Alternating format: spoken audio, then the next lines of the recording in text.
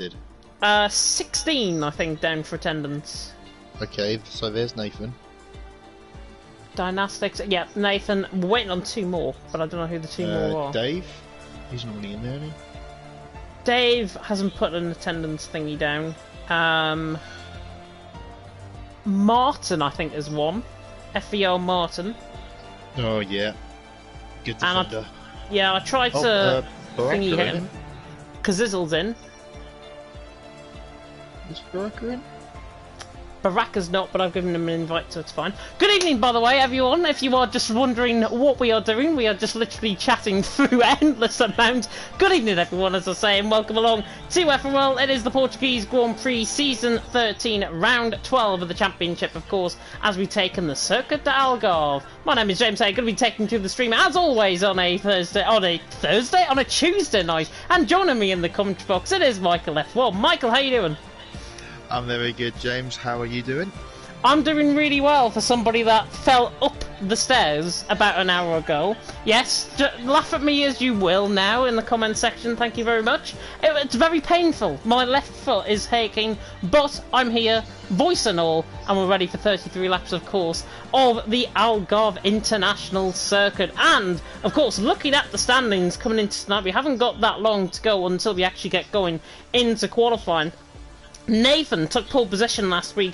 The race winner was actually Macho. He literally lived about 5 minutes away from the Zandvoort circuit, so a local winner. Fantastic drive from him as well. Macho got the drive of the day as well. He won the race. The fastest lap point went to Baraka for the 2nd week in a row as well. What does that do to the championship standings? Well, with Jensen's poor result last week, Baraka leads the championship on 167 points. He's now 35 points ahead of Jensen coming into tonight's action. Lewin third on 88, with Zera win 4th on 83, Rocco in 5th on 72, Hammerlinen in 6th on 60, Nathan in 7th on 55, Brock in 8th on 51, Yona in 9th on 49, and Kazizzle in 10th on 44 points.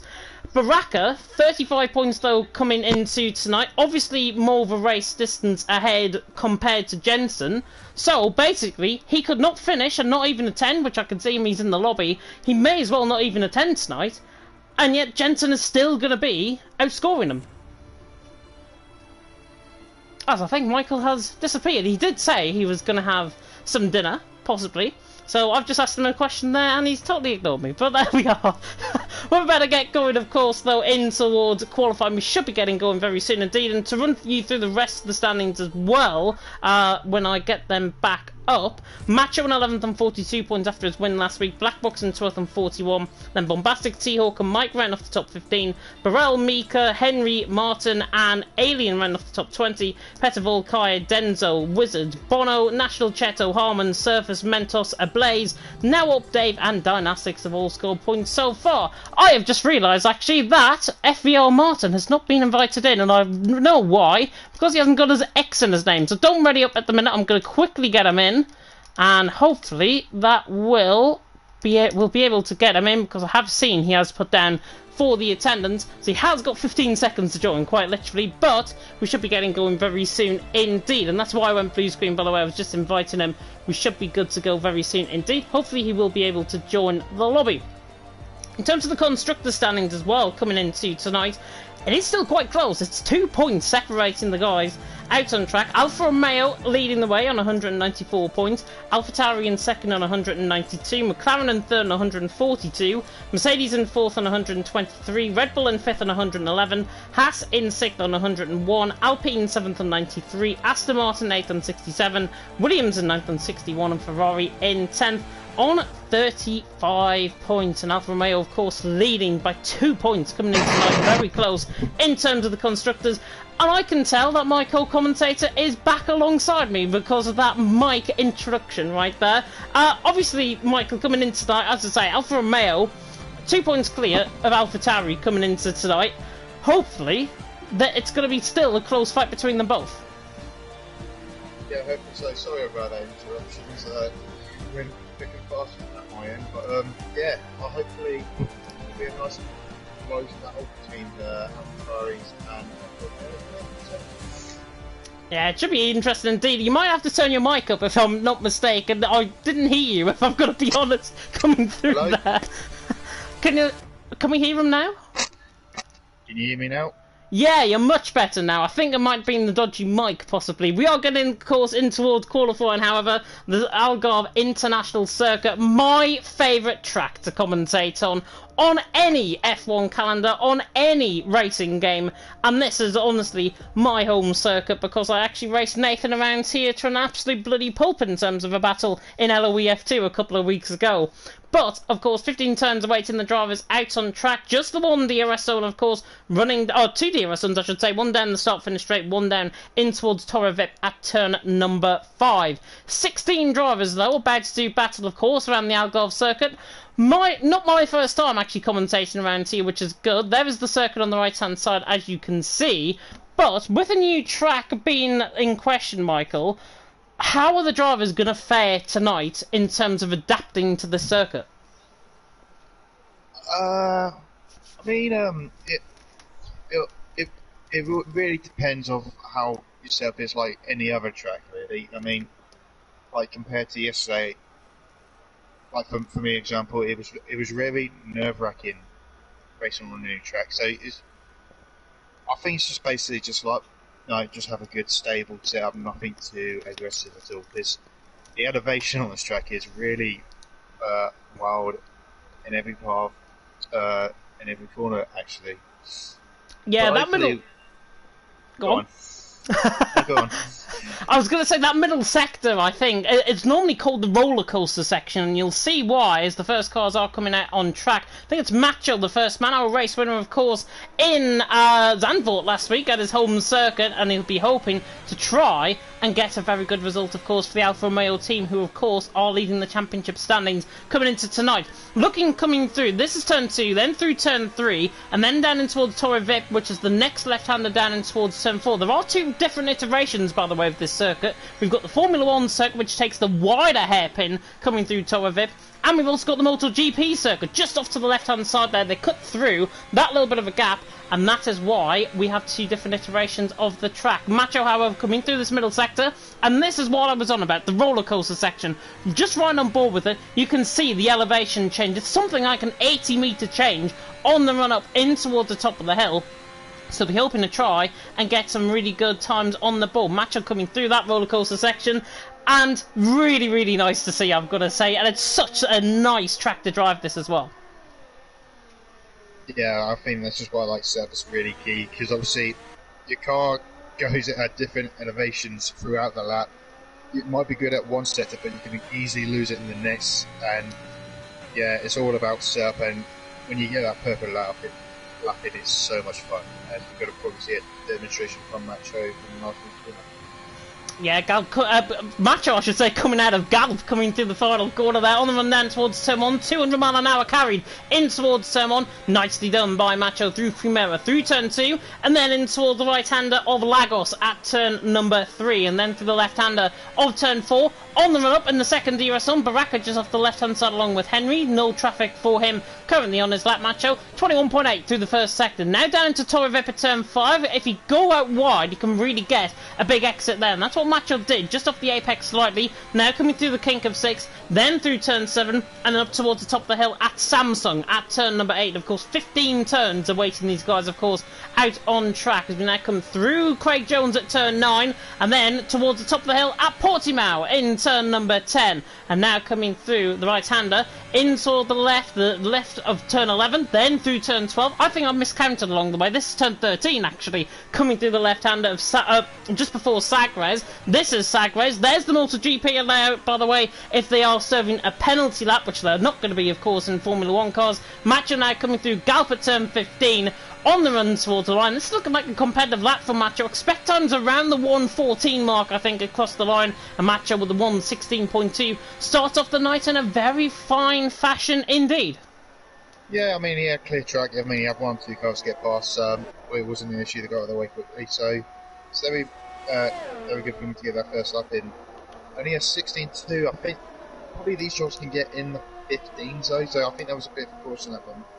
Match, but either way, good luck from him. And I think Zero was on that, and there he is, with a 19.1. He did have traffic though in the first sector though, so he can easily go faster. And as got on board with Baraka now, but he's on a lap.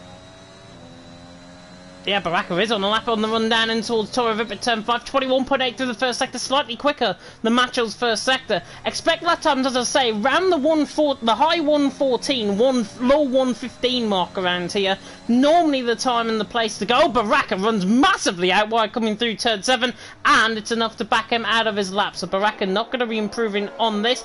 At least, though, he's still valid as Nathan, the king of Portimao, of course, from LOE F1. He won here in LOE F1, beating Montana in a very controversial race. 115.9. Nathan out on top in the full-time Alpine now. Yeah, I was really surprised he didn't get a seat earlier on in the season. He was competitive in the first race, but I think he was busy from time to time, so he can get a full driver's seat. But now he's shown signs that he's a probably contender for every race weekend. Yeah, he's shown his stuff that he could be champion of the season for FRL. But for now, I think he's just sailing in. Yeah, Harman's just invalidated coming out of turn 13 at Sagres on the exit, and is back into the pit lane, so Harman is back in. Kaya is coming through Galp now at turn 15. Lovely run this down on Project Cars 2, which I've obviously commentated on before as well around this track, as Kaya comes to the line, goes 4th, 16.5 on a second lap set of soft compounded tyres. This track is so nice to drive. The elevation change really is mirrored nicely according to what other games have done in the past and other iterations of motorsport games. But Nathan out on top, 15.9, Macho second with a 16.2. This grid is quite widely sparsed out, I've got to be honest. Dynastics, Kazizel, Jensen, the big boys, yet to set lap times, and obviously Baraka there down in 11th, who I think has just started back up on a lap. Yeah, he's back on a lap, but I was on board with him coming out of the first sector. It looked a bit twitchy going up the hill. I think he's gone for like a very stable setup. I mean, like when the car is going up, you can see back end just trying to get away from him. I think that could be his downfall. He didn't go purple in the first sector, more in the second, so I think this is going to be just a simple bank lap from now. Yeah, I think it is. He is running low on fuel as well, so that's what is going to come into effect. Obviously, the red fuel light flashes when you've got less than a litre of fuel on board that car, as Baraka now takes the right-hander of Galp coming through turn 15. On the run to line, committed. Could it be quicker than Nathan? No, 16.1. Good lap time by Baraka. He puts it right up there. Nathan Lowe on top. Baraka in second. Macho in third. Jensen back out there on an out lap. Kazizel back out there on an out lap as well. We have now got 4 viewers, by the way. We were on 12. Thank you very much to the 12 of you that tuned in at the start of this stream. F2, I do believe, is now live, if I'm not mistaken. F2 is now live. They were running a few minutes late, according, looking at the Discord.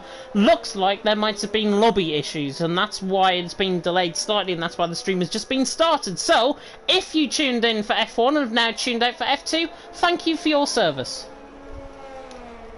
Yeah, I mean, I could get the stream up just to make the extra viewer, but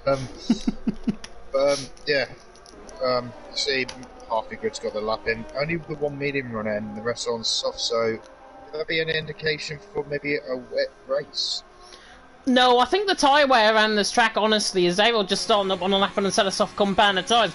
The tyre wear around this track, it's only about 4 or 5% a lap, and this is why a majority of the guys are going for that set of soft compounded tyres. You might be right though, it could rain, obviously, at the end of qualifying. Well, not probably at the end of qualifying, at the start of the race, so that's what we've got to try and factor in. 21.7, however, Zero, first sector, looks like he's quicker than Nathan coming through the end of the first sector as well. Just locks up in towards Torre Vipit turn 5, currently on a good lap so far. Of course, that medium compounded size of 119.1, still yet to improve on his lap. A little bit hesitant, if I've got to be honest, coming through turn 7. Now at Samsung at turn number 8, Kazizel is also on a lap time along with Jensen, by the way. I think Jensen is just behind him, actually, coming through the end of the first sector. So Zero in towards Portimao at turn 11, now through the left-hand return 12, he's 1.9 seconds up. The middle sector actually around this circuit has actually changed from an iteration of the circuit in the past. It used to be just after the kink of 13. It's no longer the case. That is why the sector has just been brought forward slightly on the exit of Portimao, so that is why the middle sector is there. Zabel now running towards the line. He's got no deployment on that car to the line. 16.4 with no deployment on the final third of a lap. Not too bad at all, because Kazizel is backed off. Macho goes quickest. Jensen's also invalidated on his lap as well. Yeah, I think he had some traffic, I'm not too sure, unless he lost the back end himself going up the hill in the first sector. So, this track is really fun when you actually get it on that perfect lap, but it really snaps you up when you just have a little bit of oversteer. As see Martin in the Ferrari this time, starting his first flying lap at 21.9 for him in the first sector.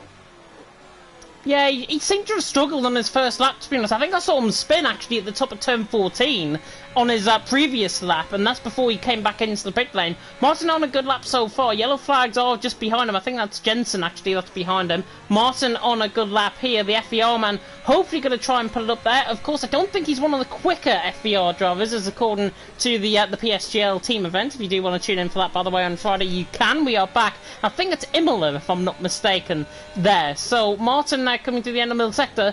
Purple in the middle sector, but I think that's indicative, actually, of what everyone has set. However, he hasn't set a lap time, so that's why he is showing as purple, because he hasn't set that lap time coming through the middle sectors. Now Martin coming through the final couple of corners. I'll be very fine to eat my words, by the way, if he does go quickest here, as he now comes across the line. And it's a 1:16.8, just behind Henry. And Henry actually in the Discord has put, obviously, the ERS deployment ends up wasting away before the end of the lap. And this is why ERS management around here is crucial. Yeah, definitely crucial. You can only pretty much use it pretty much on that pit straight alone. I mean, just by not using it, it just already drains half your battery just by not using it alone. So, probably when you start your flying lap, to not use it out of the last corner. Probably use it when you go up the hill, just so you can have a bit of overtake energy left towards your flying lap. That's just my opinion, but I just don't know about these drivers here, but it could make a huge difference. Yeah, Bombastic had a little bit of ERS left at the end of his lap. He went 11th with a 1:16.7, so clearly he's saying it wasn't me. Get that, if you will. Macho out on top, Nathan in second, Jensen in third, Bono in fourth, Baraka in fifth. And Baraka actually in fifth. I think he's back on a lap, if I'm not mistaken, as Nathan has gone quicker, 15.7, and the track really looks like it's beginning to degrade in, which is good. Nathan out on top, Macho in second, Jensen in third. I think we have got that minute glitch, by the way, if I'm not mistaken, so I think there's still over 7 minutes left. Yeah, I think so. And then I was literally watching Nathan when he was coming up that hill. His light wasn't even flashing at the end of that lap, so I think that 2/10 of a difference. That 2/10 probably was just saving his ERS for the very last point to start his flying lap.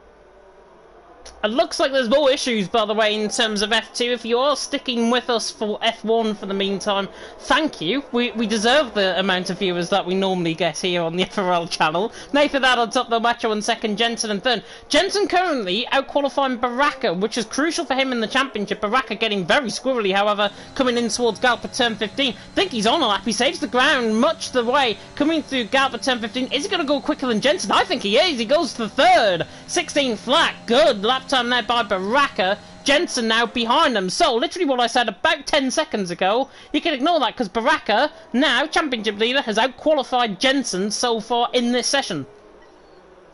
Yeah, so crucial. They're really close, the top 6. I think they're just about, well, between P2 and P6. They're quite really close together. So, they're probably, I think everyone just needs like a similar setup around here because it seems like you can either match each other or lose a lot of time with kind of setups here because I don't know, can't get my words out. Similar races are just like with you just get a lot of DRS train around here, and I don't know if that's just because everyone's using the same setup. It's just the same basic track with the elevation change.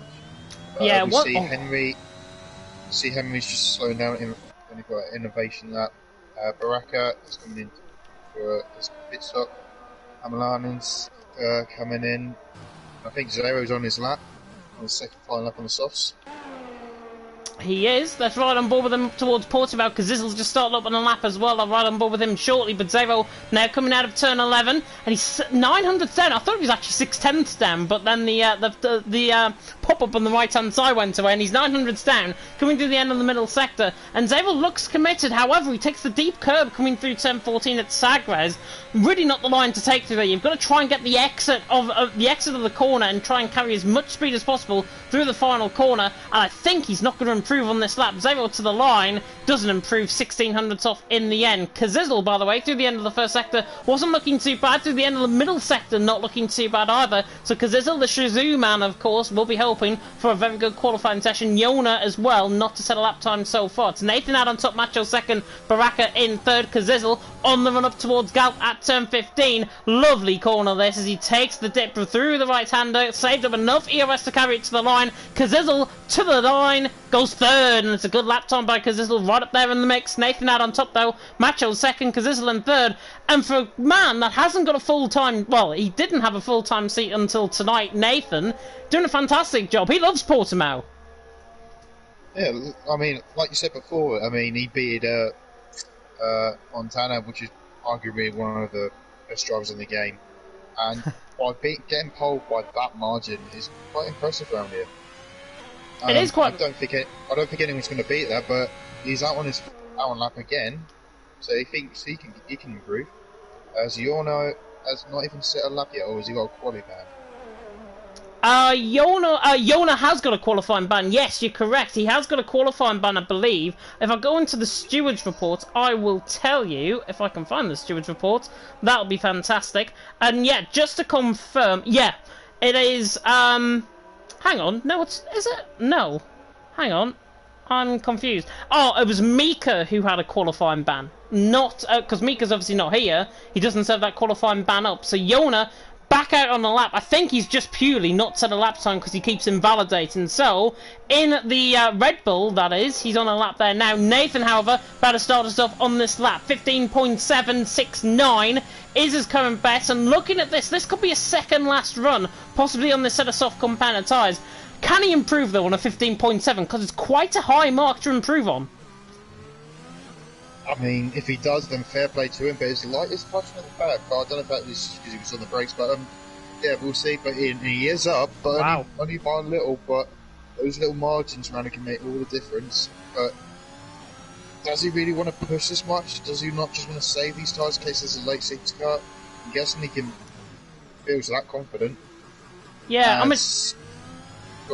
I'll come in on that as well. I was going to say, obviously, I think he might be on his third set of soft compound tyres, so this is actually his set that he's probably going to be ending up qualifying on if he doesn't improve, and he is improving through the middle sector. He's 200s up again through the end of the middle sector, but has he wasted away all of his soft compound tyres is what I'm thinking, and if that's the case, are we going to see other drivers do that, and are we going to see what you said earlier on, a wet race? As Nathan now comes through Gal, Kazizel has retired coming through turn 2. Not sure how he's done that. Kazizel out of the session. Nathan out on top though. Is he going to improve? You bet he will. He found a lot of time in that final sector. Nathan out on top at 15.6. That's pole position right there.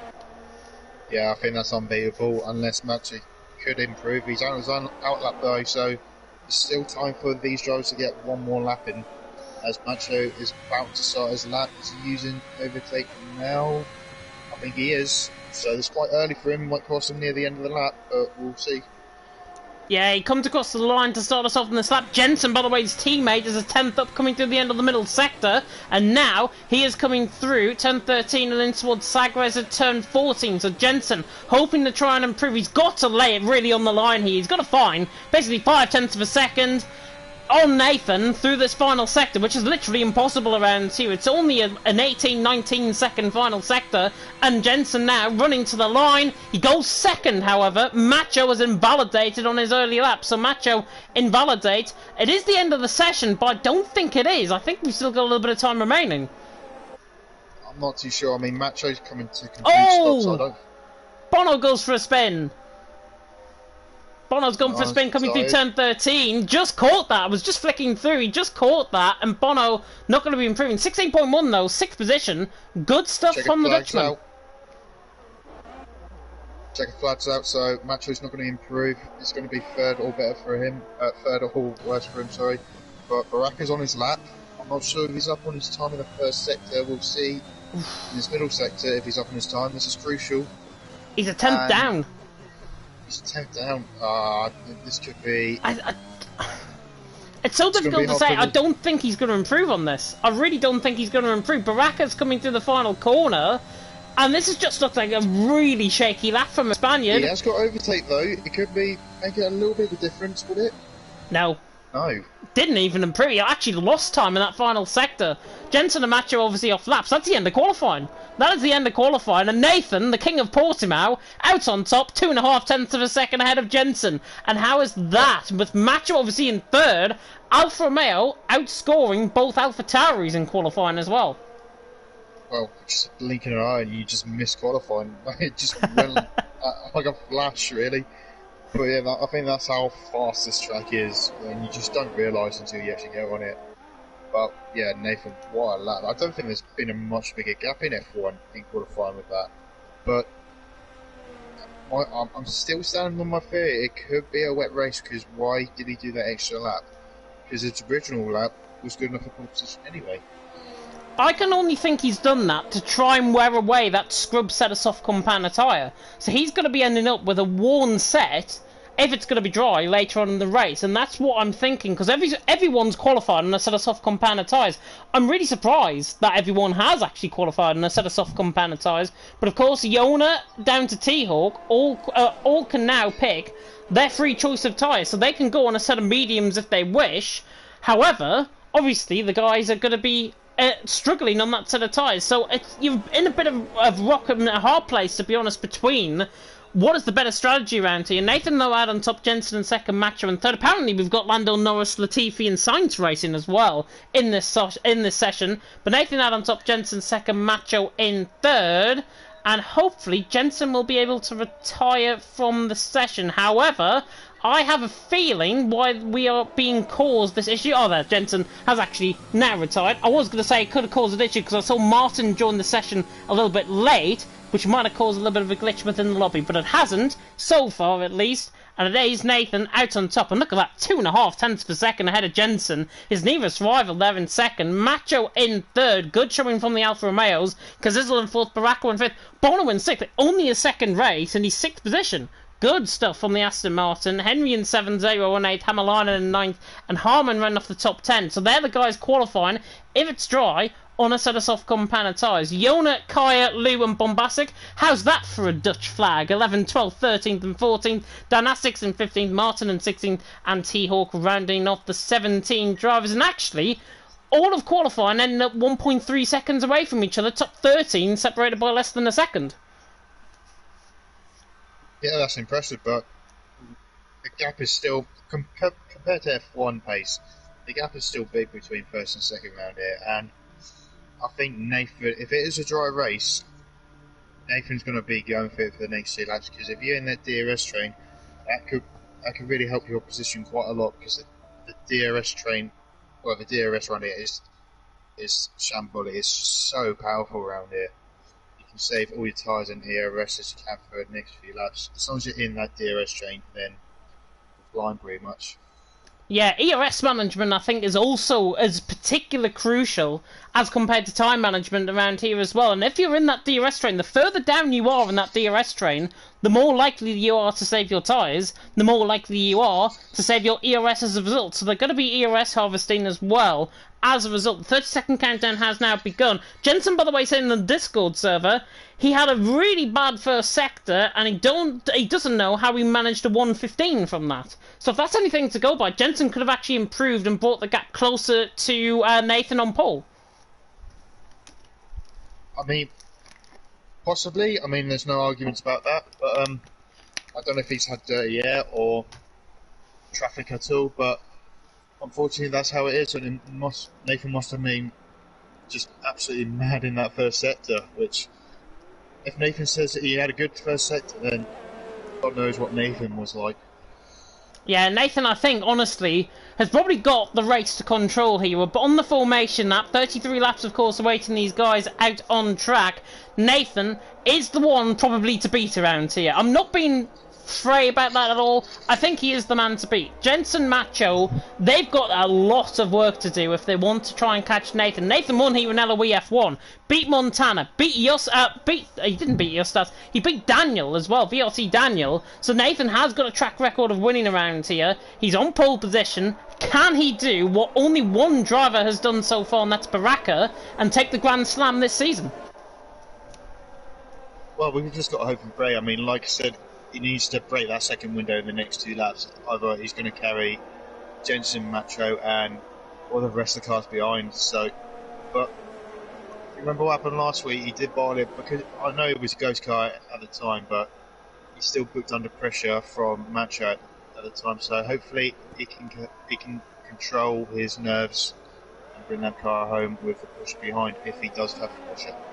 Yeah, it could be a bit like Hungary as well, where we actually dominated the race pretty much in Hungary, took the race by the scruff of the neck and actually won the race. So Nathan, I think it's going to be more of a Hungary performance than what it was last week in Belgium. And I know Nathan obviously will be hoping for a fantastic result. Jensen in second, Macho in third. Everyone, by the way, further down the field, being boring as ever, going on a set of medium compound tyres, Yona down to T-Hawk, all on that set of mediums. Predictable one-stop strategies just popped up, and that's interesting. Softs to hards, lap 11 to 13. I've seen drivers pitting from around lap 9 around here, so if that's anything to go by, these guys are going to be probably pitting in later on in this race as expected. I mean, yeah, I think the pit window is at 9, but I think you can easily stretch probably through 10, 11 and get on the mediums from there. It all depends if there's a virtual safety car, which could easily help them. But yeah, you just have to be really careful on your tyres and make sure you're not in the dirt yet too much, or you will be forced to a 1-stop on the highs or maybe a 2-stop. As Nathan's car just totally gone off to the left-hand side.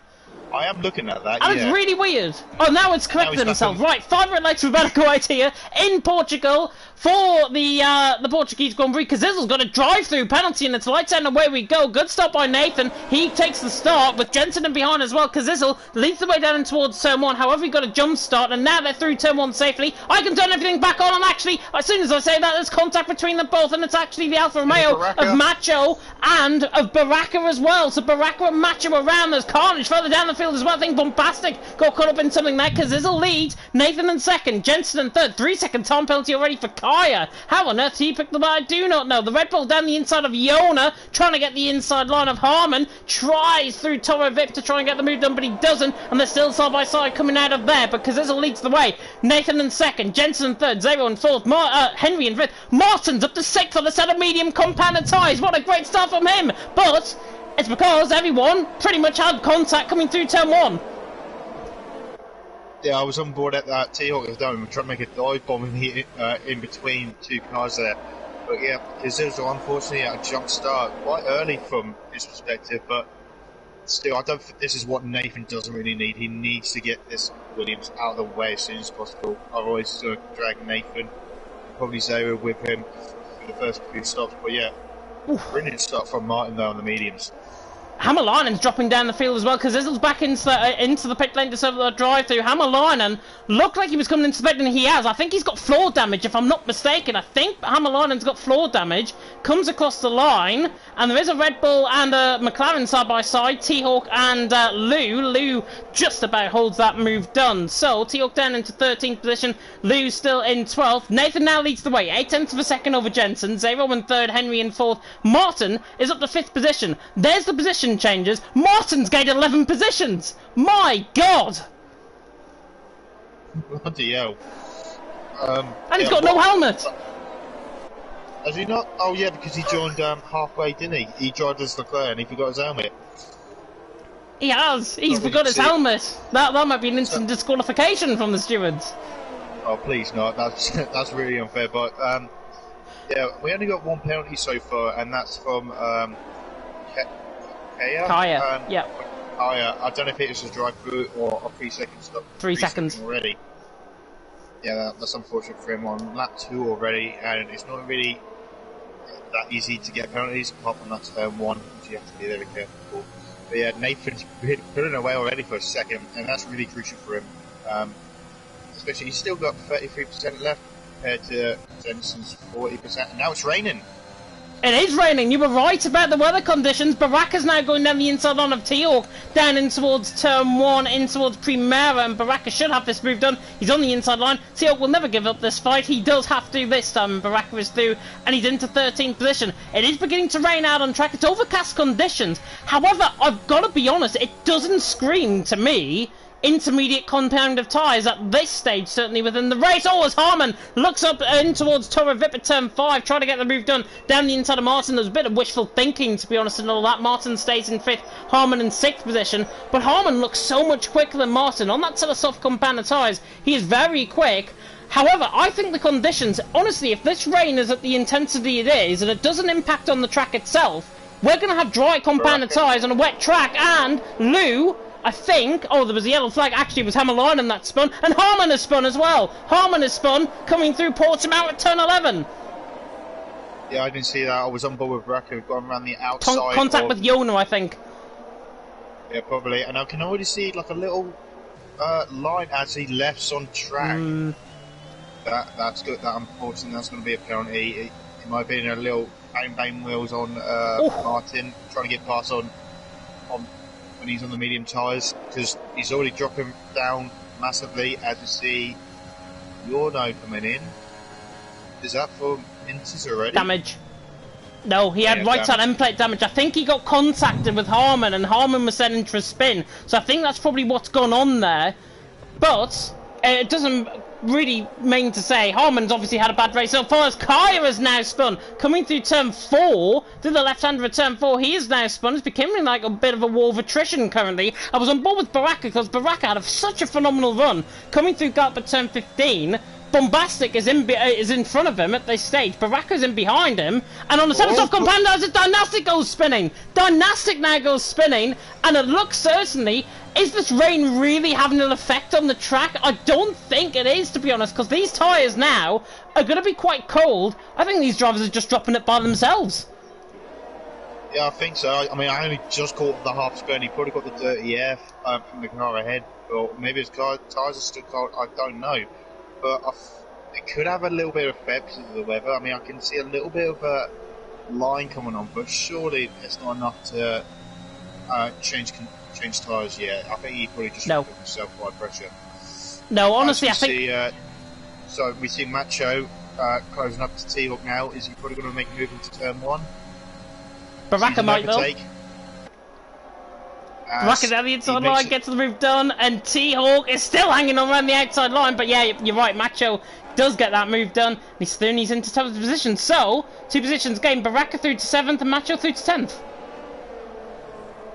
Yeah, I mean, obviously Baraka, I don't think he's really happy for that little contact at the beginning. But it's a typical turn 1, it's really tight. It's fast on the approach of the racing line, but when you defend it is really slow, so you have to be really careful. As Martin has dropped down massively from Henry. 5 seconds already, as Yono's already got a 3-second penalty to his name as well, so the driver's already on and off around this circuit.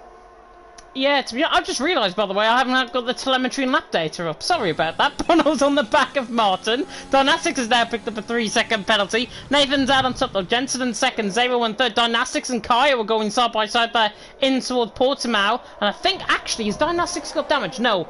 Kaya does get that move done though. He's through and he's into 12th. Yona now through on Harman. That is coming through turn 8. So a lovely move there by Yona. And he's through and he's into 15th position as Kaya is now spun. Coming through Sagways and he goes for a spin again. And that is a reset to track. And Kazizel has also spun all of that as well. So Kazizel has spun. Kaya also spun. I think Kaya is Macho side by side with Lou. Yeah. Macho side by side with Lou down in towards turn 1. Tries to get the move done. He's on the inside line for 2, now for 3, gets the move done. Macho parks the car ahead of him, and he's through, and he's into 9th position. So, set of soft compound tyres seem to be working in these wet conditions compared to a set of mediums, which is, I think, it should be the other way around, as Baraka has sent a Daniel Ricciardo dive bomb down the inside of Torre Vip. What a move that is on Bono. Baraka through, and he's into 6th. Great stuff on the brakes. I tell you what, he means business, doesn't he? I mean, I think he knows his championship leader is still up there, so he's not hanging around at all. If he gets past Martin in this lap, which I think he will, because his medium tyres are not working right now, especially at this stage. He's already lost like 4 seconds in probably like 3 laps, which I don't know what the problem is. I think it's just the tyres itself just not getting up to temperature. And if he does get past him, it'd be a great comeback so far. Yeah, it is a great comeback. He's got a lot of pace, and Baraka, I think, is probably going to get the move done down towards turn 1. And yeah, Henry, who I'm on board with, is on the back of Zero, running down towards turn 1. No energy. Could he close not close up? Enough. I don't think he's going to make. Yeah, I don't think he's going to make a move into turn 1. Baraka will, I think, on Martin. In behind, though, he is closing up. But again, he doesn't seem close enough down towards the inside line. However, close enough is Macho down the inside line and towards turn 1. Gets the move done. So Macho, another man that means business after being spun through turn 1. He is through and he's into 8th position. However, I can now spot rain beginning to affect the track. The spots of rain are beginning to affect the track. I will not be surprised if it's DRS disabled in 2 laps time as Baraka sends an outside line in towards Torre Vip, tries to go all the way around the outside line, and Martin just pushes him out, and Baraka gets a 3-second time penalty and I think an illegal overtake as well, because that was done off track. Maybe, unless his car was ahead when he left the track, but no, he's letting him pass. Letting him pass, yeah. Good stuff. I don't think he's going to be happy with that. I mean, we did see Martin defended quite aggressively last week, but it was fair enough. So I think Baraka's got to be aware of that. So I think turn 1 is his best opportunity to go in. See yellow flags in the first sector. And that's Hamalainen gone a bit up. And now always struggling. I think it's not far away from intermediate tires, probably in the next 4 laps. Yeah, couple of laps I think. Nathan stays out, Jensen stays out, Zero and Henry also stay out. How's Henry got onto the back of Zero, by the way? He's flying now, Henry, on the back. Baraka, by the way, on the outside line. Martin, nearly sideways, coming through the final corner at Galp. Everyone continues on, and Baraka's now through, and he's into 5th position. Bono could also get Martin down in towards turn 1 if he wants to try and risk it. However, he is very, very keen not to get that move done. And now Bono coming through turn 2 in towards turn 3. Doesn't get the move done. So I think, there was another reset to track. I did see it spawn on the map, and I think it was Kazizel. I think whoever's gone on the pits just reset to track. But as you can see on the track though, there is slightly damp patches though. So that's a good indication in the next 2 laps these guys should be coming in. Yeah, Macho's just moving into the back of Bono as well. He's got a lot of pace. He's now caught up to the back of Martin, who's going a lot slower than both Bono and Macho. So he's going to get held up now, Macho. However, it does seem to me the rain seems to be easing at certain parts of the track compared to other parts of the track. So it's a bit like as Kazizel comes in, by the way, for a set of inters. So that's Martin's the first indication. Martin's gone wide, and Bono down the inside line of Portsmouth, trying to get the move done. They lean on each other slightly. There could be a collision waiting to happen. However, it's not. Macho's going to try and make it 3 wide down the inside line and towards turn 13. And surely he's going to get them the outside on both of them in towards Sagways. It's 3 wide in towards Sagways at turn 14. This is unbelievable. Bono on the inside line, and that was just an accident waiting to happen. And unfortunately, that is just what it was. Accident waiting to happen, and 3 wide into Sagways. He can let alone go 2 wide through there and not make it work. And that, honestly, they should have thinking better. And Martin into the pit lane. I think it's time for intermediates. And Zabel's lost a position to Henry as well. So Henry's through and he's into 3rd. Yeah, but I think it's time for intermediates. This could be very costly. The guys that's on the soft tyres, as I'm corrected because because T-Hawk's on the intermediate, so is Martin. And Yorno's lost it, coming out of, where's that? 10-15, that's a gal. Pit straight. Yeah, and he's got to do another lap on these soft tyres as well. It's definitely time for inters. Let's see where the leaders are.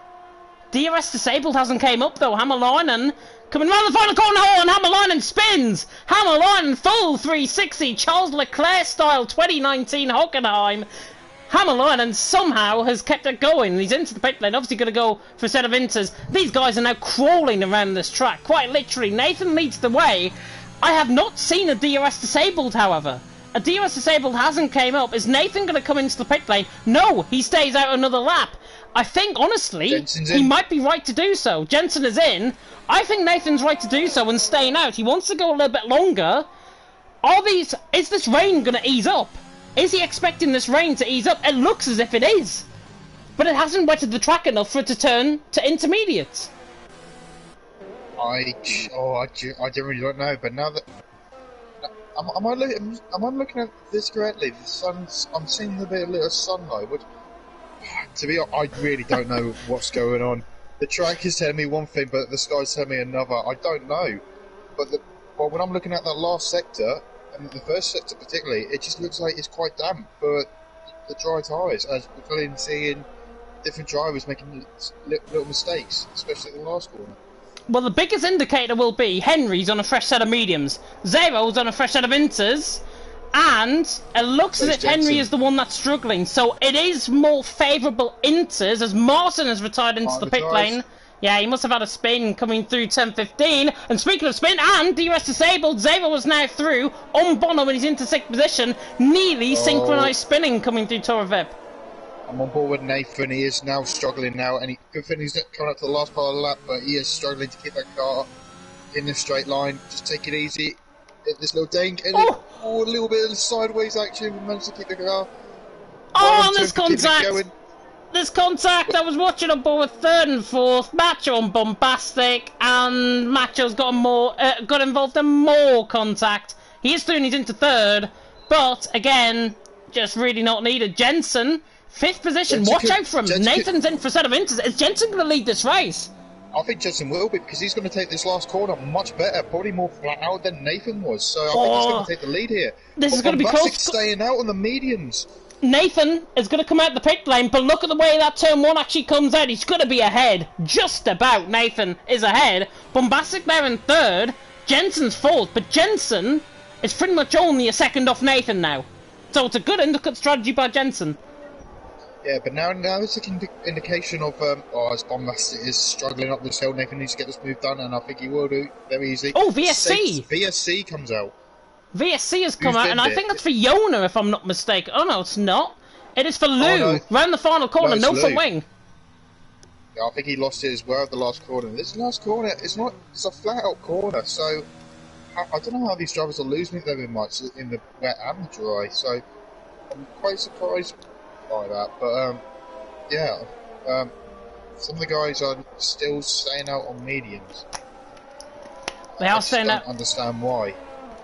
Yeah, they are staying out on mediums. How are we lap 11 out of 33, by the way? It's absolutely flown by this race. I thought we were on about lap 7. Still, as Dan Nassix picks up a drive-through for speed into the VSC. Baraka leads the way. Nathan in 2nd. Bombastic in 3rd. Nathan has lost a lot of time as a result of that VSC. He's lost nearly a second to Nathan. He is going to get the move done in towards Zagwas at turn 14, all the way around the outside line. Jobs are good, and Jensen is through and he's into P3. Lovely move that, all around the outside line. Max Verstappen-esque, I think. Out. I'm sorry, Baraka's staying out, and he's losing time, so does he know something we don't? Is your predictions coming in of the track drying up? I'm not... He's losing a lot of time. I mean, even Bombastic is staying out.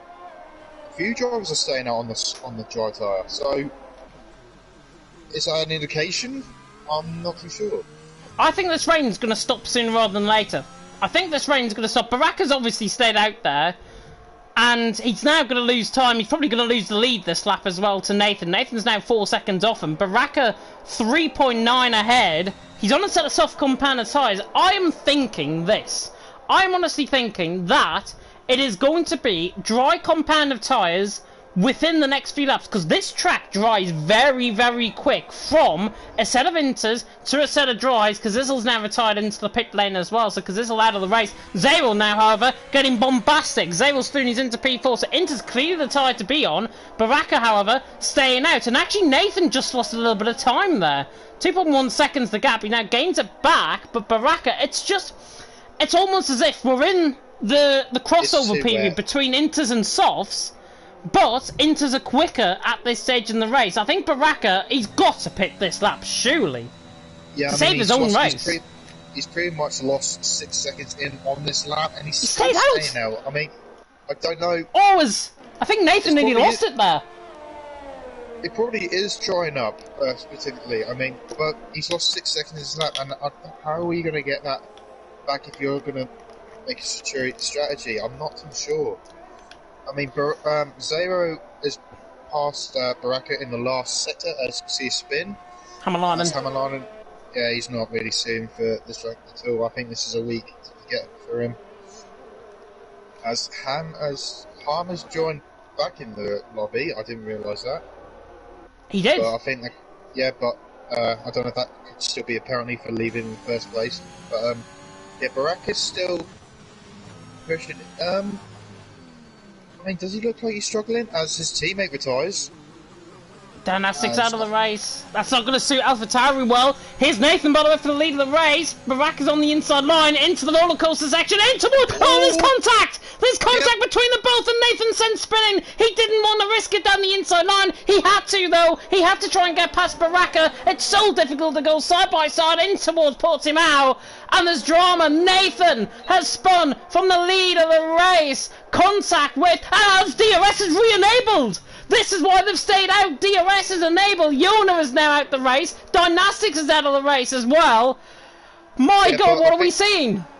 I think the damage is done for Baraka. I think he's got damage because he took a really hard hit when Nathan was trying to get past as he pits. And he's struggling to stop the car, and he managed to just did it. Unbelievable stop it. But has Nathan got damage as well?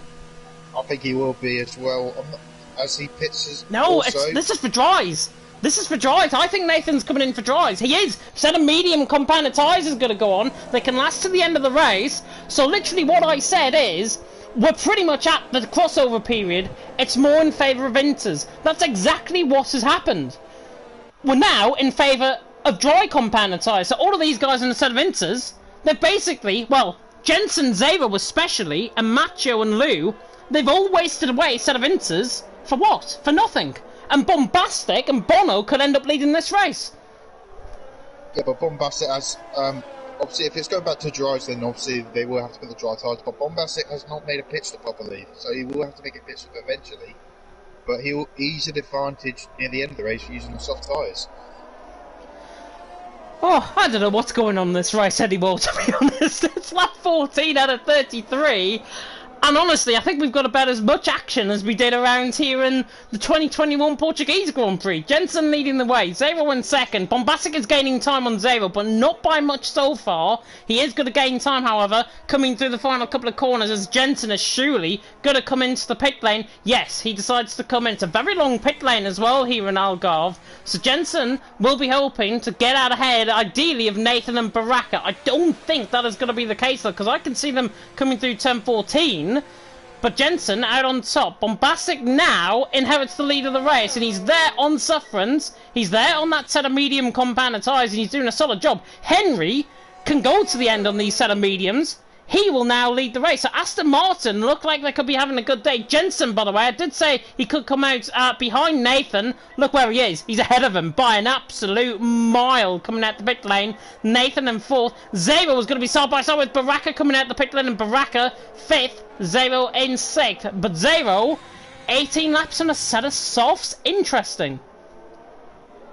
It can be done, but you have got to save a lot of tyres unless you get dragged by Baraka. Obviously, who knows no slaps, he's racing for the championship. So if he gets just dragged along with Baraka, he should be fine. But he's going to be quite struggling for the last 3 laps on the soft tyres. As pretty much the whole feedium, apart from Teal, is on mediums. Yeah, Teal's at the centre. Getting... Oh, Baraka's off in the gravel! What happened there? Baraka's off in the gravel. Did he just purely run wide coming through turn 7? He might have just locked off on the ground because no one was around him.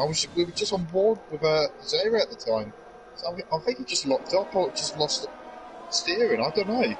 But it's just gone from bad to worse from here. And we thought he had the best luck going in from last week's, seeing his rival drop off, and now it's just completely reversed. Now he's got a 6-second penalty to his name. He has got a 6-second penalty. He might look into getting that 3-second penalty that he's just picked up removed. But Baraka now in 6th. He's got to show now the pace. Zero on a set of soft compounded tyres. He's, 3.9 seconds behind Nathan. Nathan is the one to try and bridge the gap to Jensen. And this is going to be the battle. It's Henry versus the rest of the field at this stage. Zero is going to be so much quicker on a set of soft compounded tyres. He's going to eat into this advantage like a fat man eating a sandwich, quite literally. Bombastic, that's a really bad analogy, I apologise. Bombastic out on top, Henry in second, Jensen but Zero is going to eat into that gap, is what I'm trying to say. You could have used me as an example. I'm just trying to eat a chicken ball without interrupting your beautiful commentating. But, but yeah, Henry's in a prime position. I didn't really know where he was in this race, to be honest, because we're all focusing on different part of the race, especially the top 3 or top 4 in particularly, but he just came out of nowhere now, and he's in perfect position to pick the victory here. I've got to be honest though, Nathan is showing a lot of good pace here. He's into Sagres at turn 14. Next lap around, he's going to be less than a second away from Jensen. And in fact, actually coming through Gulp, he could be less than a second away from Jensen here, but he's not. He's 1.1 seconds off. DRS section zone is there. Not going to pick up the DRS this time around. He ran out of deployment, but Nathan now really beginning to try and push. And if it's anything to go by in the LOE race, he dominated that race from the front. This time it's different. This time in FRL, it is different and he has to come from behind. And Nathan currently looks the quickest man out on track, even quicker than Zero, because Zero was not getting time at all. Yeah, I mean he hasn't really shoot up after that spin with Baraka. I thought he would have been a bit more down the field, probably where Baraka is. But he's shown that he's not giving up without a fight. And to be honest, like, Jensen's a world champion, we know that for the last 2 seasons. But this just probably this sector, he's just closed in like it's like picking candy from a baby. It really is. It is, and honestly, 7/10 of a second away. Nathan is right on the back. Is he going to get him this time around? Look at the deployment. The deployment is about nearly half full, I would say. Nathan has got to be careful. He's going to use all his deployment out of turn 14 here, there. And now he's going to use that deployment to catch Jensen. This is job done down in towards turn 1. This is going to be Jensen's easy. Not using it though. He's probably going to get fastest lap though. Oh, he's actually deracing down the straight though. Yeah, and Jensen's still got half battery. And Jensen Zero goes quickest. Zero goes quicker, yeah, 118.3. He actually hasn't gained any time at all since he's been on, and has just picked up a 3-second penalty as well. So that's going to come back to bite him. Nathan now not Baraka, close. he's gone off again. He's just gone like sideways across turn 1, and he cuts turn 2 in particular. And somehow he's driving like nothing's happened. But yeah, he's having a terrible race so far. Baraka, he's not really closing up to Zero at all. I think he's smashing it at the minute. Baraka has had the worst luck in this race, and he's 6th. I'll just let that sink in for a bit. Nathan on the back of Jensen though, 3/10 away. This is on. This is now on Nathan. If he can save up probably about 35% of ERS, which I don't think is going to happen. If he can save it up coming through Sagres, and then use it up to good effect coming through Galp at turn 15, this will be the move, possibly, to win this race. Jensen and Nathan, 3rd and 4th. Henry, 6.3 seconds, but they are gaining on him. And now Nathan, coming through Galp at turn 15, in the dirty air. The dirty air is not going to come into effect at all, because Nathan is right on the back of him. He saved up enough ERS. There goes the DRS now deployed, and Nathan sails on by, down in towards turn 1, on the rail cam, along the pit lane. Nathan is through, and he's into P3. Jensen is probably going to try and fight him back. Knowing Jensen, he wants to try and just sit there, waiting behind, follow Nathan. But when you've got Nathan, who is a class above this field, and pulling away from Jensen already, Jensen's got his work cut out completely. Yeah, but now he's in that DRS. Hopefully he can just stay with him and catch up to Henry, because I don't think he's thinking about the race win at this minute. I think he's just thinking about where Baraka is, which is he is down in 6th place, only 2 places behind, but he's got that 6 seconds as well to be really crucial. So I don't think he's thinking about the race win at 2. I think he's just focusing on trying to get past his rival, which he won't overtake him, I don't think, but he'll be much closer back in the championship. And we've gone full circle as well in terms of the weather conditions. It's now sunny here as Jensen rides the sausage curb coming through turn 13, and it's cost him. Look, it's now borderline a second. He's outside of a second, pretty much coming out of Galp nearly. So Jensen, I think he's just got DRS. Yeah, he's just got it. He realised his mistake and he used overtake a part 4 away in that last corner. So I think that's why he's saved up, just so he can. I think this is his plan at the minute. He knows Nathan's quicker. There's no doubt. So I think that's why he's just letting pass, so he can just follow him, catch up to Henry. So it's a possible P2 for him if Nathan can hold it together. Yeah, Jav in the comment section saying, come on, Nathan. Of course, he is the team owner of Relentless. I've just thought out there now that he has joined the chat. Welcome, Jav, by the way. Bombastic leads the way. Henry in second. Nathan in third. Jensen in fourth. Nathan doing a solid job. As I've always said in this stream so far, he is the king of Portimao. He qualified on pole by a good 2.5 tenths of a second. He qualified ahead of Jensen. And now, this one-lap pace is being put to the test. Because Jensen with his battery on 50% of ERS at this stage, Nathan has got to do a better job, I think, in terms of his ERS management, because Jensen is just going to be constantly within that second. Zero can only gain in the corners as a result. There is a yellow flag. I think that was Hamalainen again coming through the end of sector 1. Nathan has got to do a good job in terms of the ERS management. 30% is fine coming out of Galp now, coming in towards Galp now. Bombastic's in from the lead of the race as well, and Nathan just using it, as you said, coming out of Galp, and it's now 8.5 tenths. So that 8.5 tenths, very difficult to bridge down. Yeah, you've got to be within 3 tenths, 4 tenths coming out the straight. Yeah, and he's deep-singing as well. And look how much Jensen just closed up in that lap. And Jensen wasn't even using ERS at that point either. So Nathan, I don't think Nathan is going to break away from Jensen because of how much he used overtake just to close up on Jensen and now overtake him. He's pretty much stuck, I think, with Jensen. Unless Jensen doesn't put any pressure on him, Nathan can save up battery. As you see Hamalainen spin. He's not having a good race at all. And he's spun again. He's still going, bless him. Yeah, put the power down too early as he's still trying to keep going. As Henry's leading away by still comfortable 5.4 seconds, which I don't think that's dropped at all. I think with Nathan derating on the straights, which is good news for Henry and probably good news for Jensen as well. He's still staying with him, and he's got 70% as well, Jensen as well. So even if he does make a mistake, he needs to just close it back on that straight. And Nathan, I think he's I was going to say he was going to save energy, but now he's using it on the straight, and he can't use it. He needs to think about the long game. He's still got 10 laps to go. 10 laps to go, but I've got to be honest, I think Nathan, next time around, if Jensen makes one mistake, Nathan's going to be a second clear, and Jensen's going to be out of DRS, and it's pretty much game over for second position. But what Nathan and Jensen have got to do, they've got to think long term.